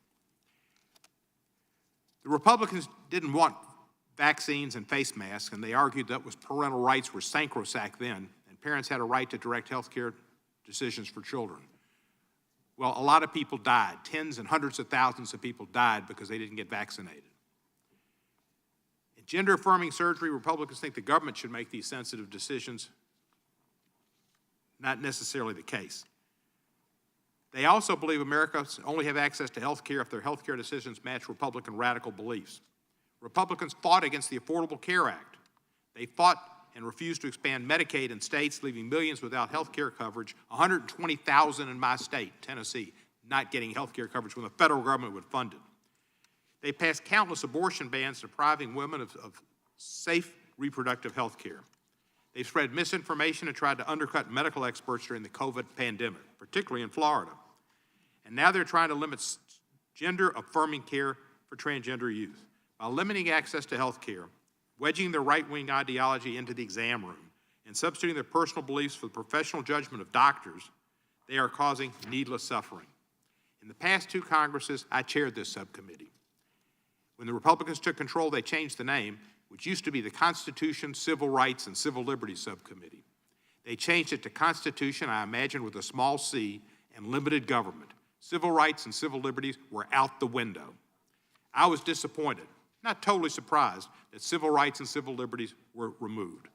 What I didn't understand is, however, this has anything to do with limited government. This does not have anything to do with limited government. There's nothing limited about asserting the preferences and beliefs of federal legislators into individual health care decisions about young people. It's intrusive and it's dangerous. I yield back the balance of my time. The gentleman yields back. The chair now recognizes the gentleman from South Carolina, but first seek unanimous consent to allow the gentleman from Florida, member of the full committee, to participate and have the time waived to him for the subcommittee proceedings. Mr. Chairman, I object. No, I withdraw the objection. Thank you. Thank you. And the chair recognizes the gentleman from South Carolina, Mr. Fry. Mr. Chairman, I'd like to yield my 5 minutes to the gentleman from Florida, Mr. Matt Gaetz. Thank the gentleman for yielding. Ms. Scanlon, we just heard my Democrat colleague, Mr. Cohen, say that your circumstance could have been fully resolved if we'd have just had some barriers up in the women's showers. Do you think that that's a sufficient way to resolve what we're dealing with here? I think by Representative Cohen admitting that we need barriers acknowledges there are biological differences between men and women. And by acknowledging that we need to have private spaces that are separate from each other, why can't we just use the locker rooms that we've always used, the men's and the women's? If you're acknowledging that we need protection and privacy from these men, then you're acknowledging that the locker rooms we've always used are the correct ones. My next question is for Shannon Minter. Are you familiar with the changes in law recently in Washington State regarding transgender youth? Yes. And as I understand it, it used to be the case in Washington State that if a youth showed up at an emergency shelter, there was a legal requirement to notify the parent within 72 hours in the absence of some abuse or neglect. Is that your understanding of what the law was then? I believe that is correct. And then the law changed, where now in Washington State, if someone shows up to one of these shelters who's a minor and says that their parents don't agree with them changing their gender, that the shelter no longer has to notify the parents within 72 hours and can instead notify a government authority. Do I have that right? The parents will be notified. There's no question about that. This simply allows for a delay in order to allow them to investigate to make sure this child is going to be safe. There's no question that the parents will be notified. How long should parents have to wait, not knowing where their child is, while a government process is playing out to make a gender determination?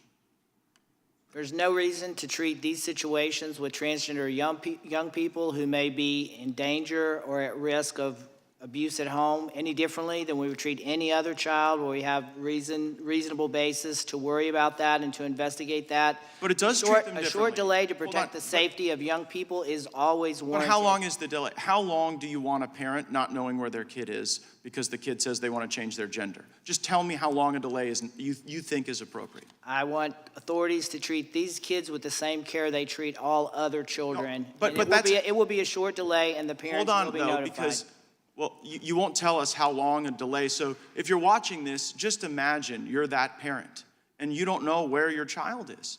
And the law now says there's a 72-hour period where the shelter has to notify you. And that 72-hour period for any child of any gender or any circumstance is a period to investigate whether there's abuse in the home. But beyond that, beyond 72 hours, you got to tell the parent. And so it's really important to understand here what the proponents of radical gender ideology want. They want to stand between a parent and a child on these important decisions. And I don't think it's abuse if a parent says, I'm not going to get my child gender blockers. And it's odd to hear you advocate for the law because just moments ago in testimony, you said, and I wrote it down, parents have a fundamental right to make healthcare decisions regarding their children. But if in Washington State today, the parent makes the decision that they're not going to provide that gender-affirming care, what it does is it unlocks for the government a window of time to keep the child away from the parent and to not tell the parent where the kid is.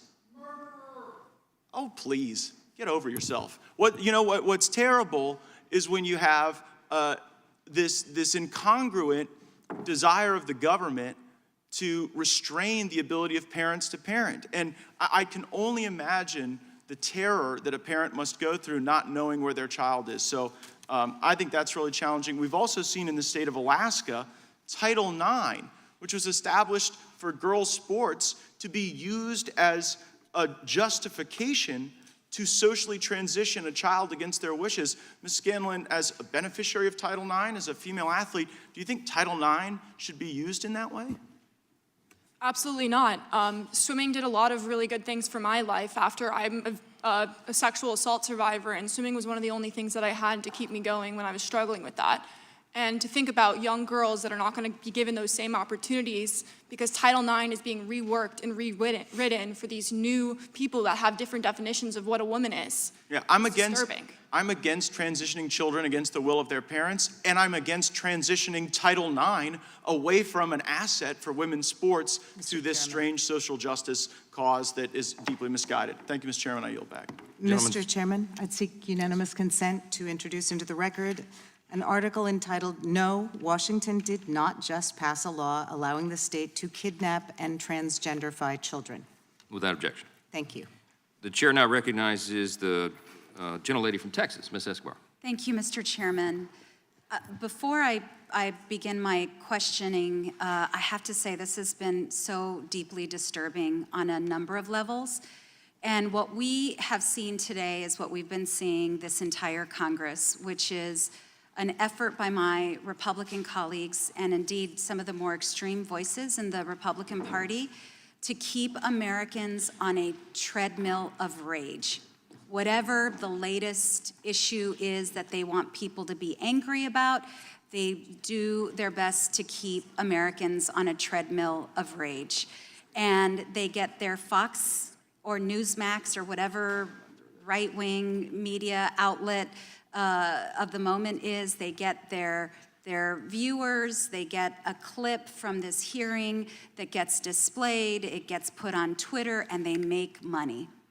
That's what all of this is all about, unfortunately.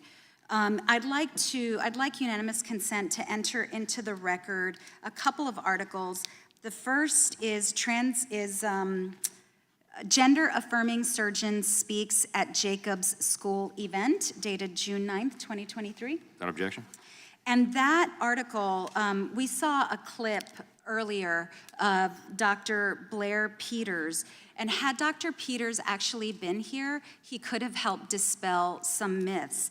In fact, in the article, you'll find Dr. Peters saying very explicitly, transgender kids do not get surgery, Dr. Peters said, directly refuting a key talking point for those trafficking in anti-trans rhetoric.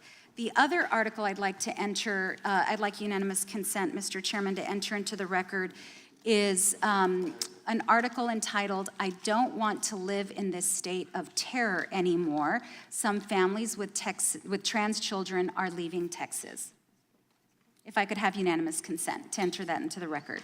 Without objection. Thank you. Mr. Minter and Ms. Reynolds, thank you for being here to dispel some of these myths and to fight back against this effort to keep Americans on this treadmill of anger and rage. I'd also, Ms. Reynolds, I want to apologize to you. One of my Republican colleagues made some really demeaning and belittling comments meant to humiliate and minimize the parents of trans children by comparing the very difficult, painful journey and conversation with children about transitioning to allowing kids to eat ice cream all day, every day. So I want to apologize on behalf of what happened.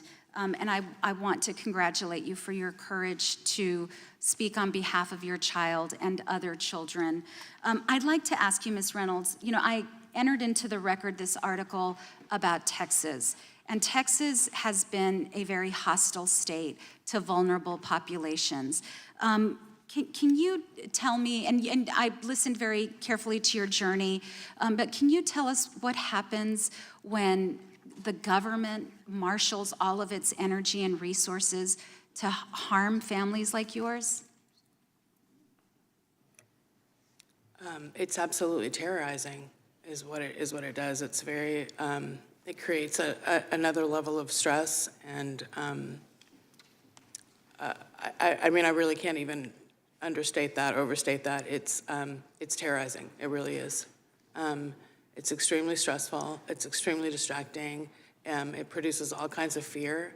I would have left Texas already if that were something that was financially feasible for my family, and it's not.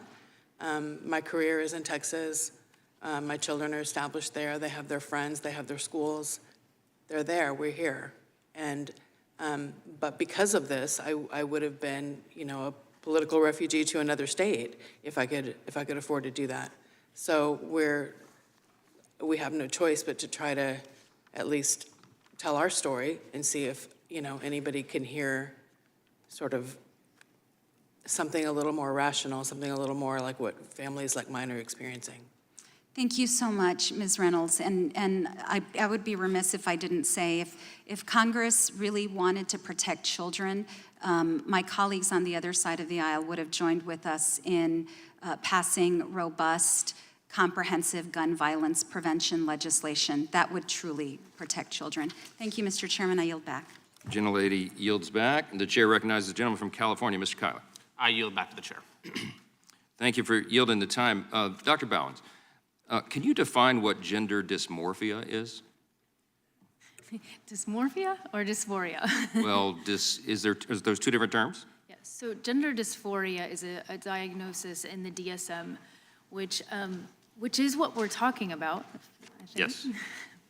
So is it increasing among our children now, this gender dysphoria? Yes, the diagnosis has increased, I believe even from 2021 to current, there was a 40% increase.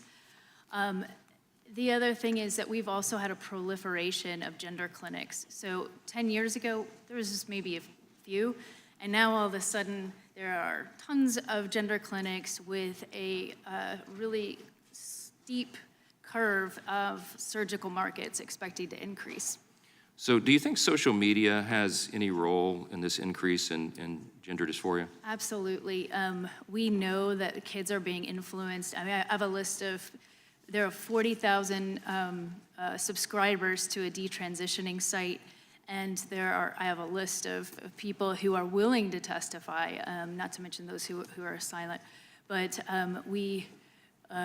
I'm sorry, what was the question again? Well, just about the role of social media and yes. the influences there. So social media, especially with this age cohort, has a very important role.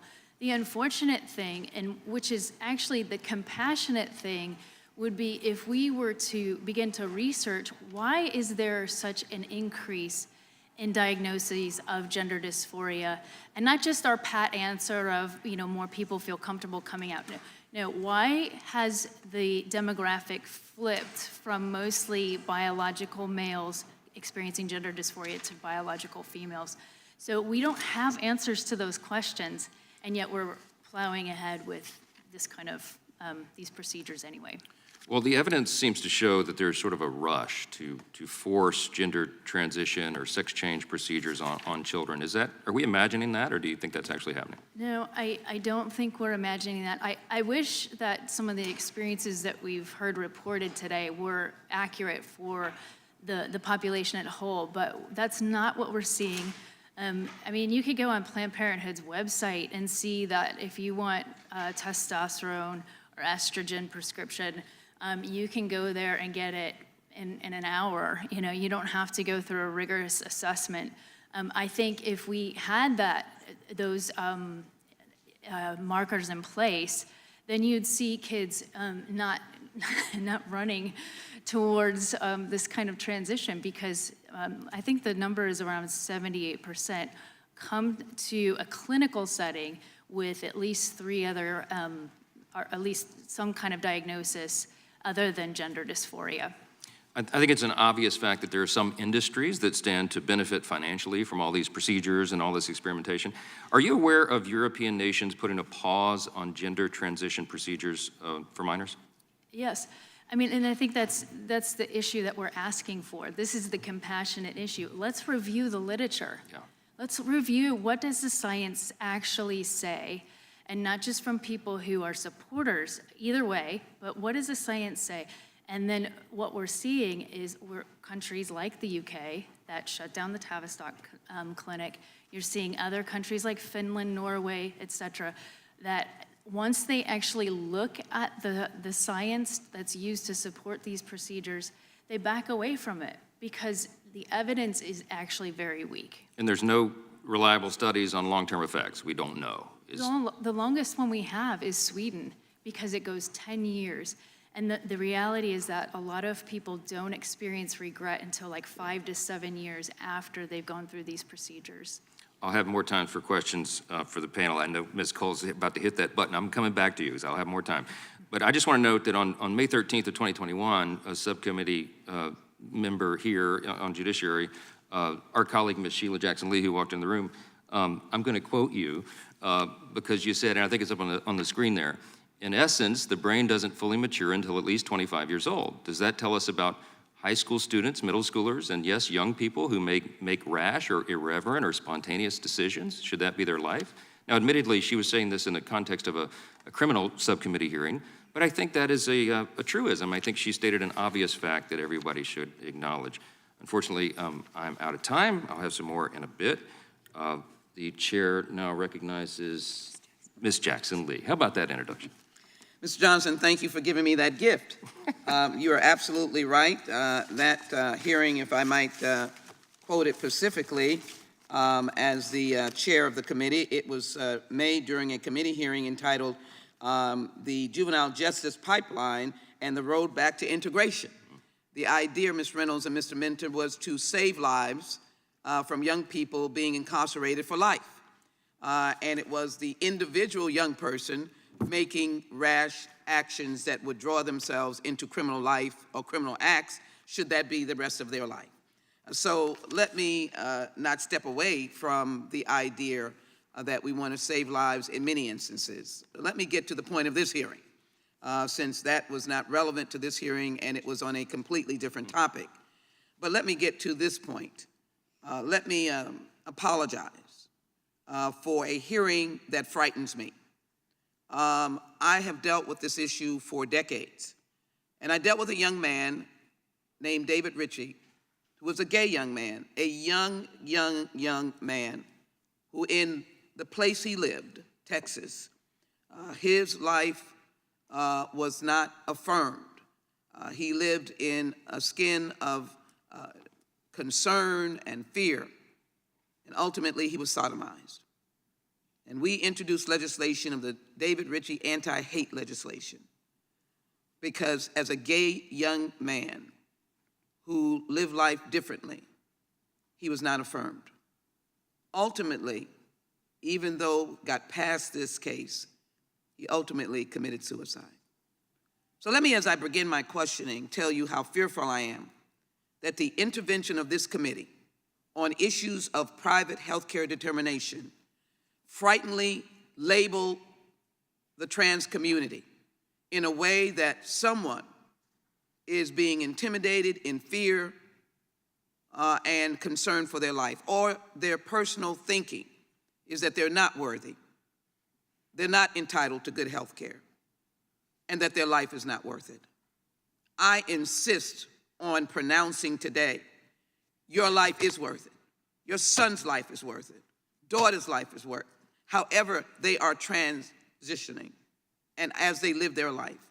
And I plead and beg for those who might be listening, know that we do not believe that this is a question for this committee.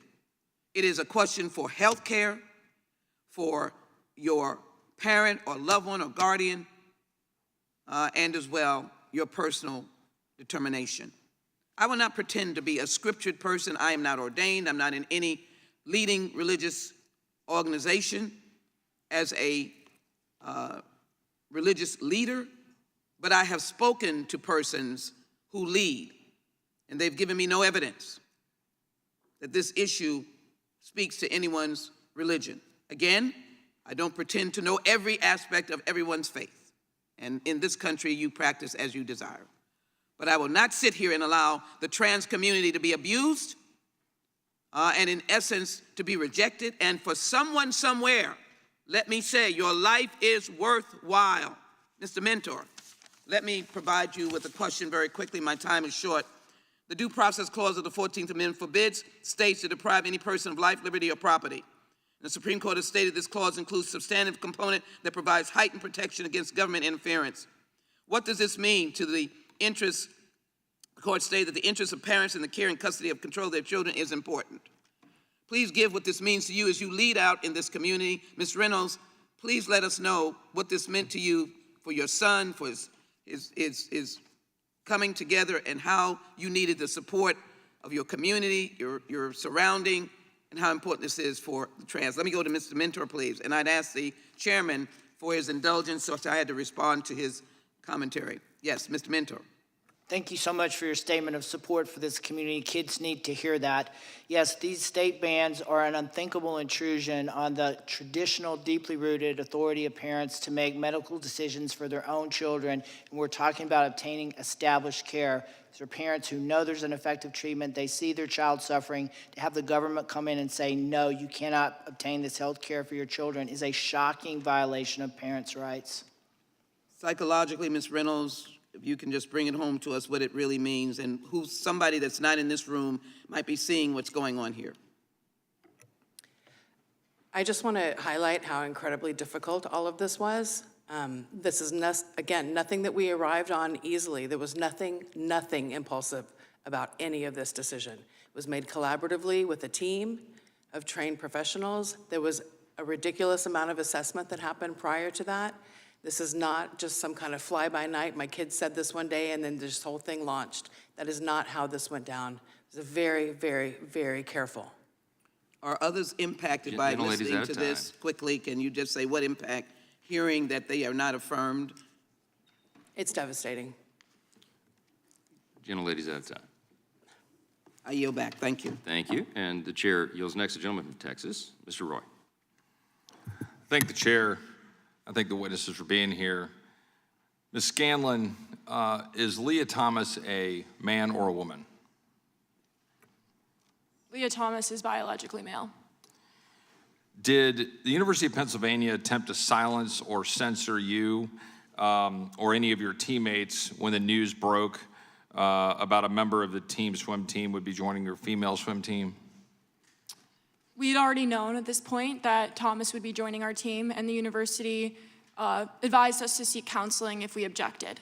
Did they try to silence you all in terms of voicing your opinions? Yes, in fact, I wrote an opinion piece for the school newspaper that was quickly retracted because it was too offensive to be written and published. Offensive that you were concerned about a biological male competing against you and undressing in a locker room with you and others, that would be, quote, offensive, end quote. Yes. What steps did the University of Pennsylvania take to platform Leah Thomas over you and your female teammates? The University of Pennsylvania nominated Leah Thomas for NCAA Women of the Year. In fact, I found this to be very offensive because there are plenty of other female athletes at the University of Pennsylvania that are very strong and very worthy of that nomination. Are you familiar with the International Swimming Federation? Yes. Do you consider it to be some bastion of right-wing conspiracy or somehow a conservative right-wing organization? No. Did the International Swimming Federation ban Leah Thomas from competing at the 2024 Paris Olympics? Yes, the governing body of swimming put in laws to say that individuals that have gone through male puberty are not permitted to compete in women's competitions. So, a question for you, Ms. Cole, and first of all, thank you for being here. I've heard some of my colleagues on the other side of the aisle use words like, this frightens me, this hearing. They're frightened by us having a hearing in which you are able to speak to the world about what you have gone through. And I've heard colleagues on the other side of the aisle say, life is worth it, in the context of pushing a particular worldview and saying life is worth it. I would just ask to say that I just want to make sure that you know, like from our standpoint, that your life is worth it, and that the people that have gone through this, that your lives are worth it. And I'd wondered if you'd like to comment on the worth of your life and the social pressures and the pressure placed on you to pursue a path that you now believe was not the correct path. I think we're all on the same page here, that everybody's life and right to happiness is worthy. And that's what we're all fighting for, even if we don't necessarily agree on what that means. And if I may ask, would I be able to address another witness?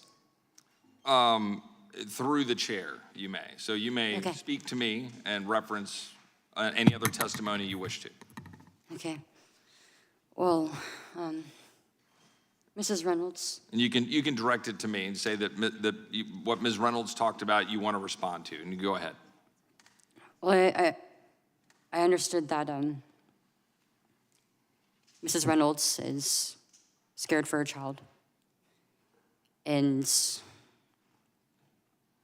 I just want to set the record straight that I don't hate her. I don't think anybody in this room hates her. In fact, I see my own mother and my own father in her, and that she dearly loves her child. And she's doing the best with what she's been given. And unfortunately, it's not much. And for that, I'm sorry. I mean, I think every parent deserves the utmost grace and guidance with how to help their child. That being said, I don't wish for her child to have the same result as I did. I don't wish for anybody to regret transition or to detransition because it's incredibly difficult. It comes with its own difficulties, and it's not easy. And I hope that her child gets to have a happy and fulfilling adulthood, however that may look like. Well, thank you for that, Ms. Cole. I think it was heartfelt, and I know that a number of us share your view.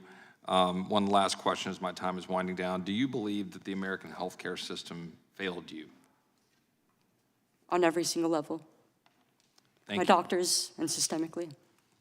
Thank you for being here. I yield back.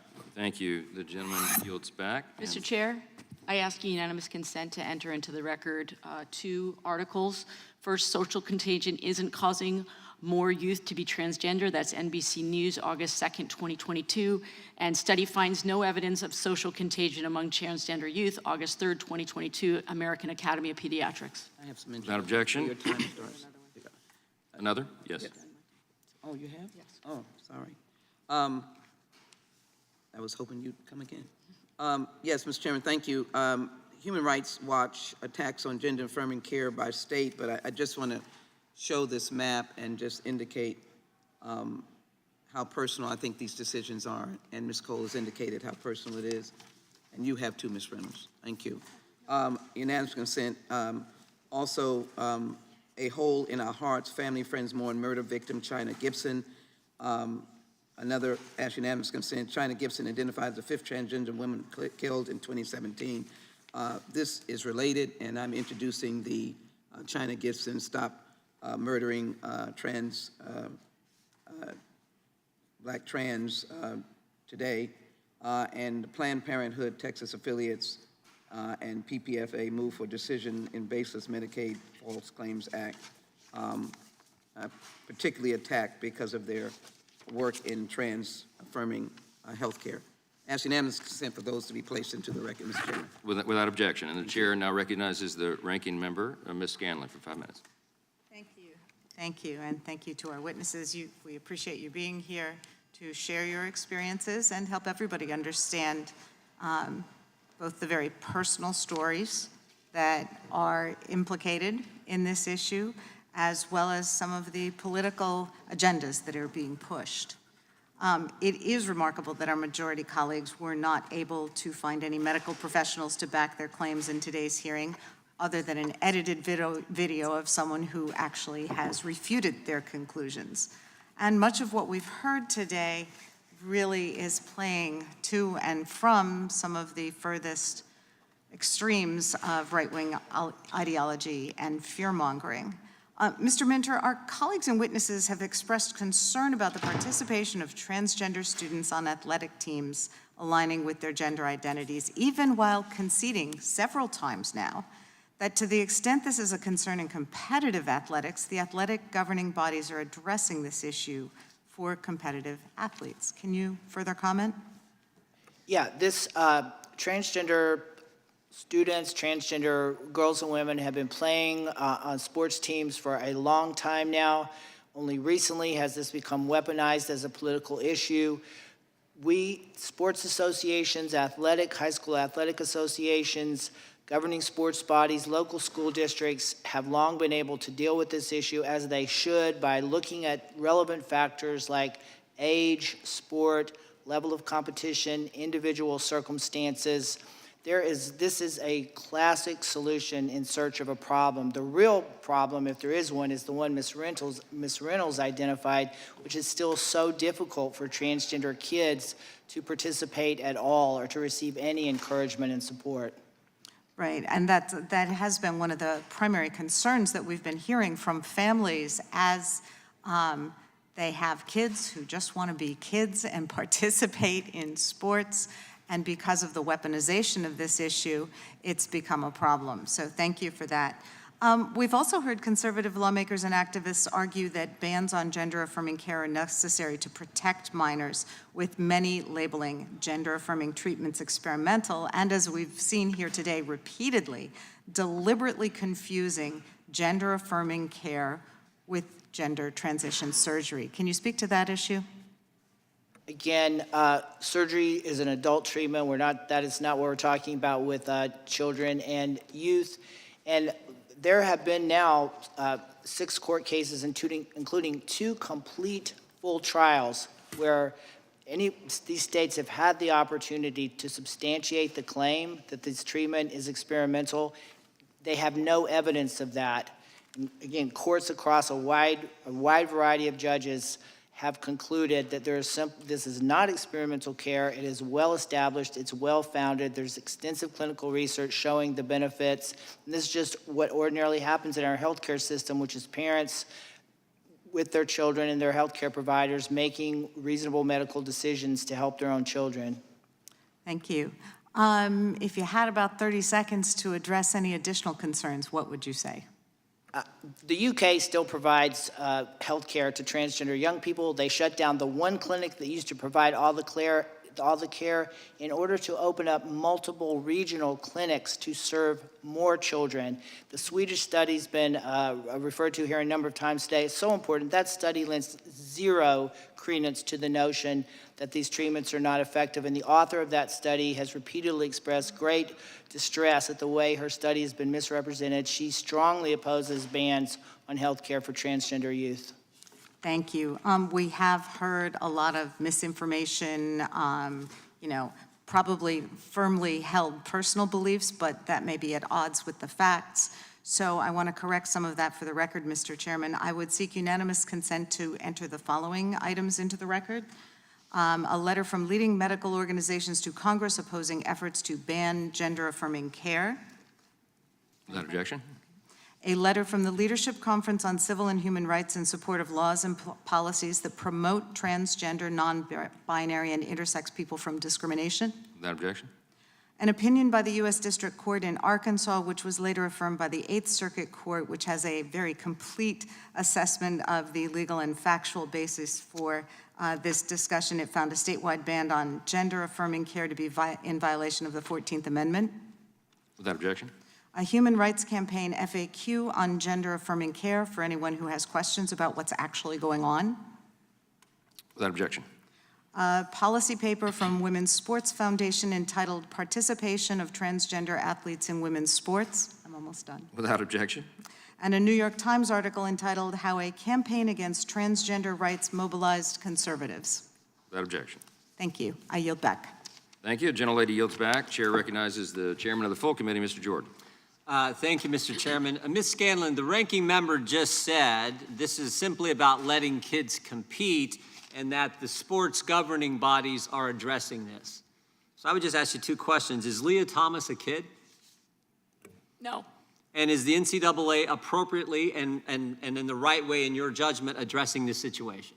They did not during our season. They said that Olympians deserve protections, but collegiate level athletes, grassroots level athletes, middle schoolers, high schoolers did not deserve those same protections. So in your judgment, the chairman calling this hearing is not a waste of time, as the ranking member said. We're trying to get to the bottom of a real concern that's impacting all kinds of young ladies who participate in collegiate athletics. Yes, and I would like to say that while there's been a lot of notions that this is such a minority group of people, this one transgender athlete, Leah Thomas, affected hundreds of girls. There were hundreds of girls at the NCAA championship that were in tears over the situation, whether it be getting bumped out of their spots in competition, failing to qualify for the meet, or having to change in the locker room next to a 6'4" biological male. This is not a minority group that is being affected by this.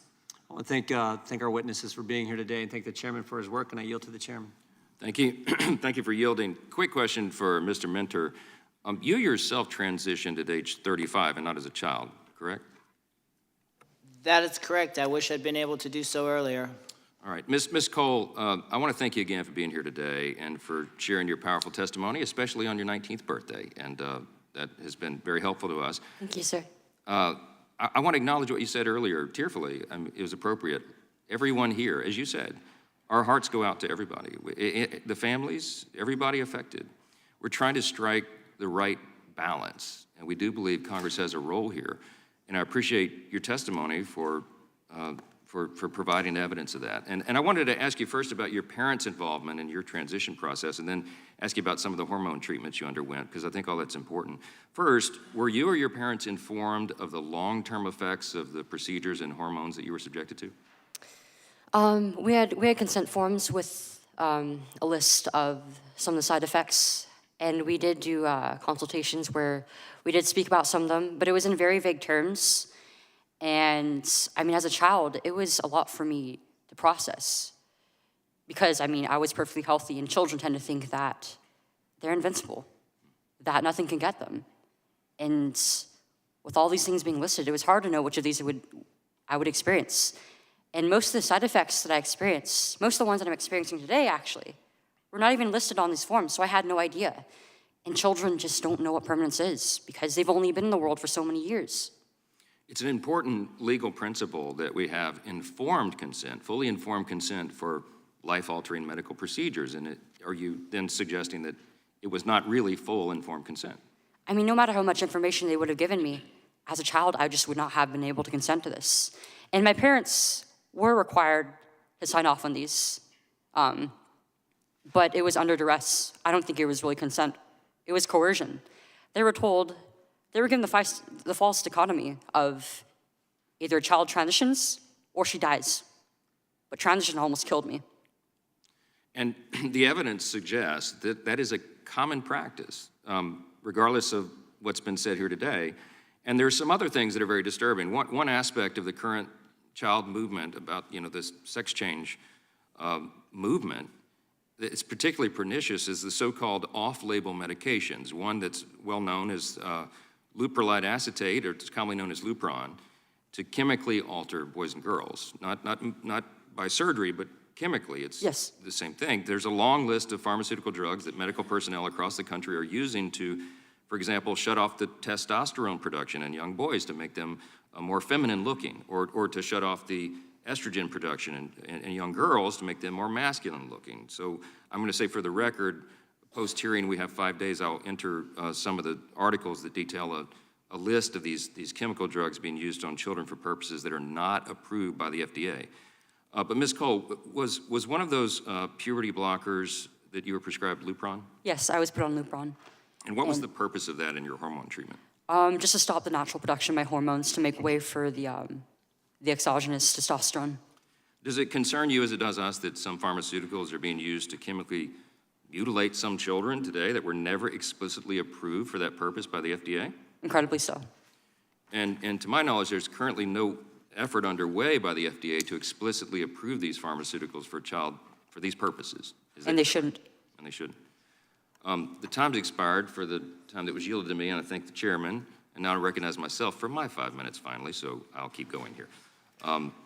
The last time I checked, it was still illegal under federal law to use FDA-approved pharmaceuticals for an unapproved or off-label use, and yet we're seeing that very commonly in this field. Ms. Cole, do you find it concerning that medications that were used on you or on countless other children across the country for a reason contrary to the original purpose they were approved for, you've said that's something that concerns you, disturbs you, it shouldn't be allowed, right? Very much so. Ms. Mailman, let me go to you. There's been a lot of talk here in recent few minutes about legal precedents, et cetera. I saw you sort of biting your lip as some of that was presented. I'll give you a moment here to refute any of that or respond to it, if you will. Right, well, we've heard a lot about the parents' rights to put drugs into their kids, which the Sixth Circuit has just very recently said that there is no Supreme Court case that extends this idea of parental rights to a general right to receive new or experimental drug treatments. And in general, this idea of substantive due process would strip people, would strip parents, would strip voters, would strip doctors of a say and push all of those decisions into our courts, which are not medical experts. So as the Sixth Circuit also recently said, life-tenured federal judges should be wary of removing a vexing and novel topic of medical debate from the ebbs and flows of democracy by construing a largely unamendable federal constitution to occupy the field. So that is what people are asking for. They're asking for judges to create medical law rather than voters informed by medical science. That's right, and I think you've touched on a really important issue here, and it's one that's been discussed a little bit today, and that is, Mr. McClintock said it eloquently, we're conservatives, we're limited government conservatives, right? We obviously recognize that parents have a natural and fundamental right to the upbringing of their children, to make decisions with regard to their care and custody and control, but at the same time, our legal system in this country, our law, does not allow a parent to physically or mentally abuse or harm a child, right? So what we're all trying to do here in a very reasoned way is to strike the balance, to make sure that we're not doing life-altering harm to young people who are not prepared for that. And in some of the states, like in California, Mr. McClintock's home state, they are pushing the parents out of the room, and they're doing this without their consent, and that is alarming, and it should be obviously unlawful. Let me switch the subject here. If doctors are using chemical castration drugs in an off-label fashion, that is for a purpose other than what they were approved for by the FDA, should doctors face legal consequences? What do you think about that? So that is subject to medical malpractice charges. Also, states regulate the practice of medicine. So states are perfectly entitled to regulate what drugs that people can access themselves. And if you can regulate what people can access themselves, obviously that would confer to the child as well. Unfortunately, I think you're seeing this movement that states should not be able to regulate the practice of medicine and somehow federal judges should. But absolutely, medical malpractice suits should be available here. Unfortunately, you've seen the politicization of medical associations creating standards that are then informing doctors. And so I think that what this body could and should do is make sure that there are research, that there is science that are informing states so that their medical boards can make better decisions. That's well said. Early in my legal career, I did medical malpractice defense, as was one of the areas, and the medical standard was a big thing. We had medical review panels in the state of Louisiana, as most states do, and they would look to the medical standard, and if the standard itself is not fully informed by studies that back it up, we have a broad-scale concern here. Can you define quickly, changing subjects, what a sanctuary state is in context of gender transition procedures for children? So California has bragged that it is a sanctuary state as far as gender transition for minors. It has SB 107. There are copycat bills being introduced in other states, and it has two main provisions. One is that if a child goes to California to have a gender procedure, the California courts will take over the custody proceedings. So one parent can take a child away from their other parent, and then the California court can assert jurisdiction. That's one provision. The second provision is that in California, they will not give over any medical information if it relates to another state's transgender procedure laws. So California is priding itself on ripping families apart when you would think that if they have 170,000 homeless people living in the state, that they would focus on the benefits and improving the lives of Californians.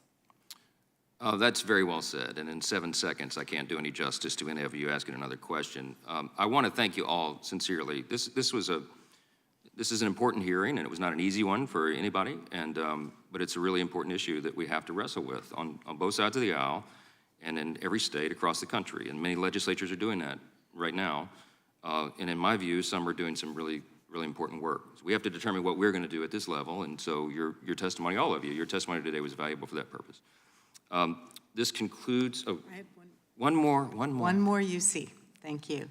An article entitled California Bill on Youth Mental Health Services has been distorted on social media, discussing the fact that California law does not authorize gender-affirming surgeries without parental consent. I'm going to defer to the wisdom of my witness, but without objection, we'll admit that in the record. This concludes today's hearing. We thank our witnesses for appearing today. Without objection, all members will have 5 legislative days to submit additional written questions for the witnesses or additional materials for the record. Without objection, this hearing is adjourned.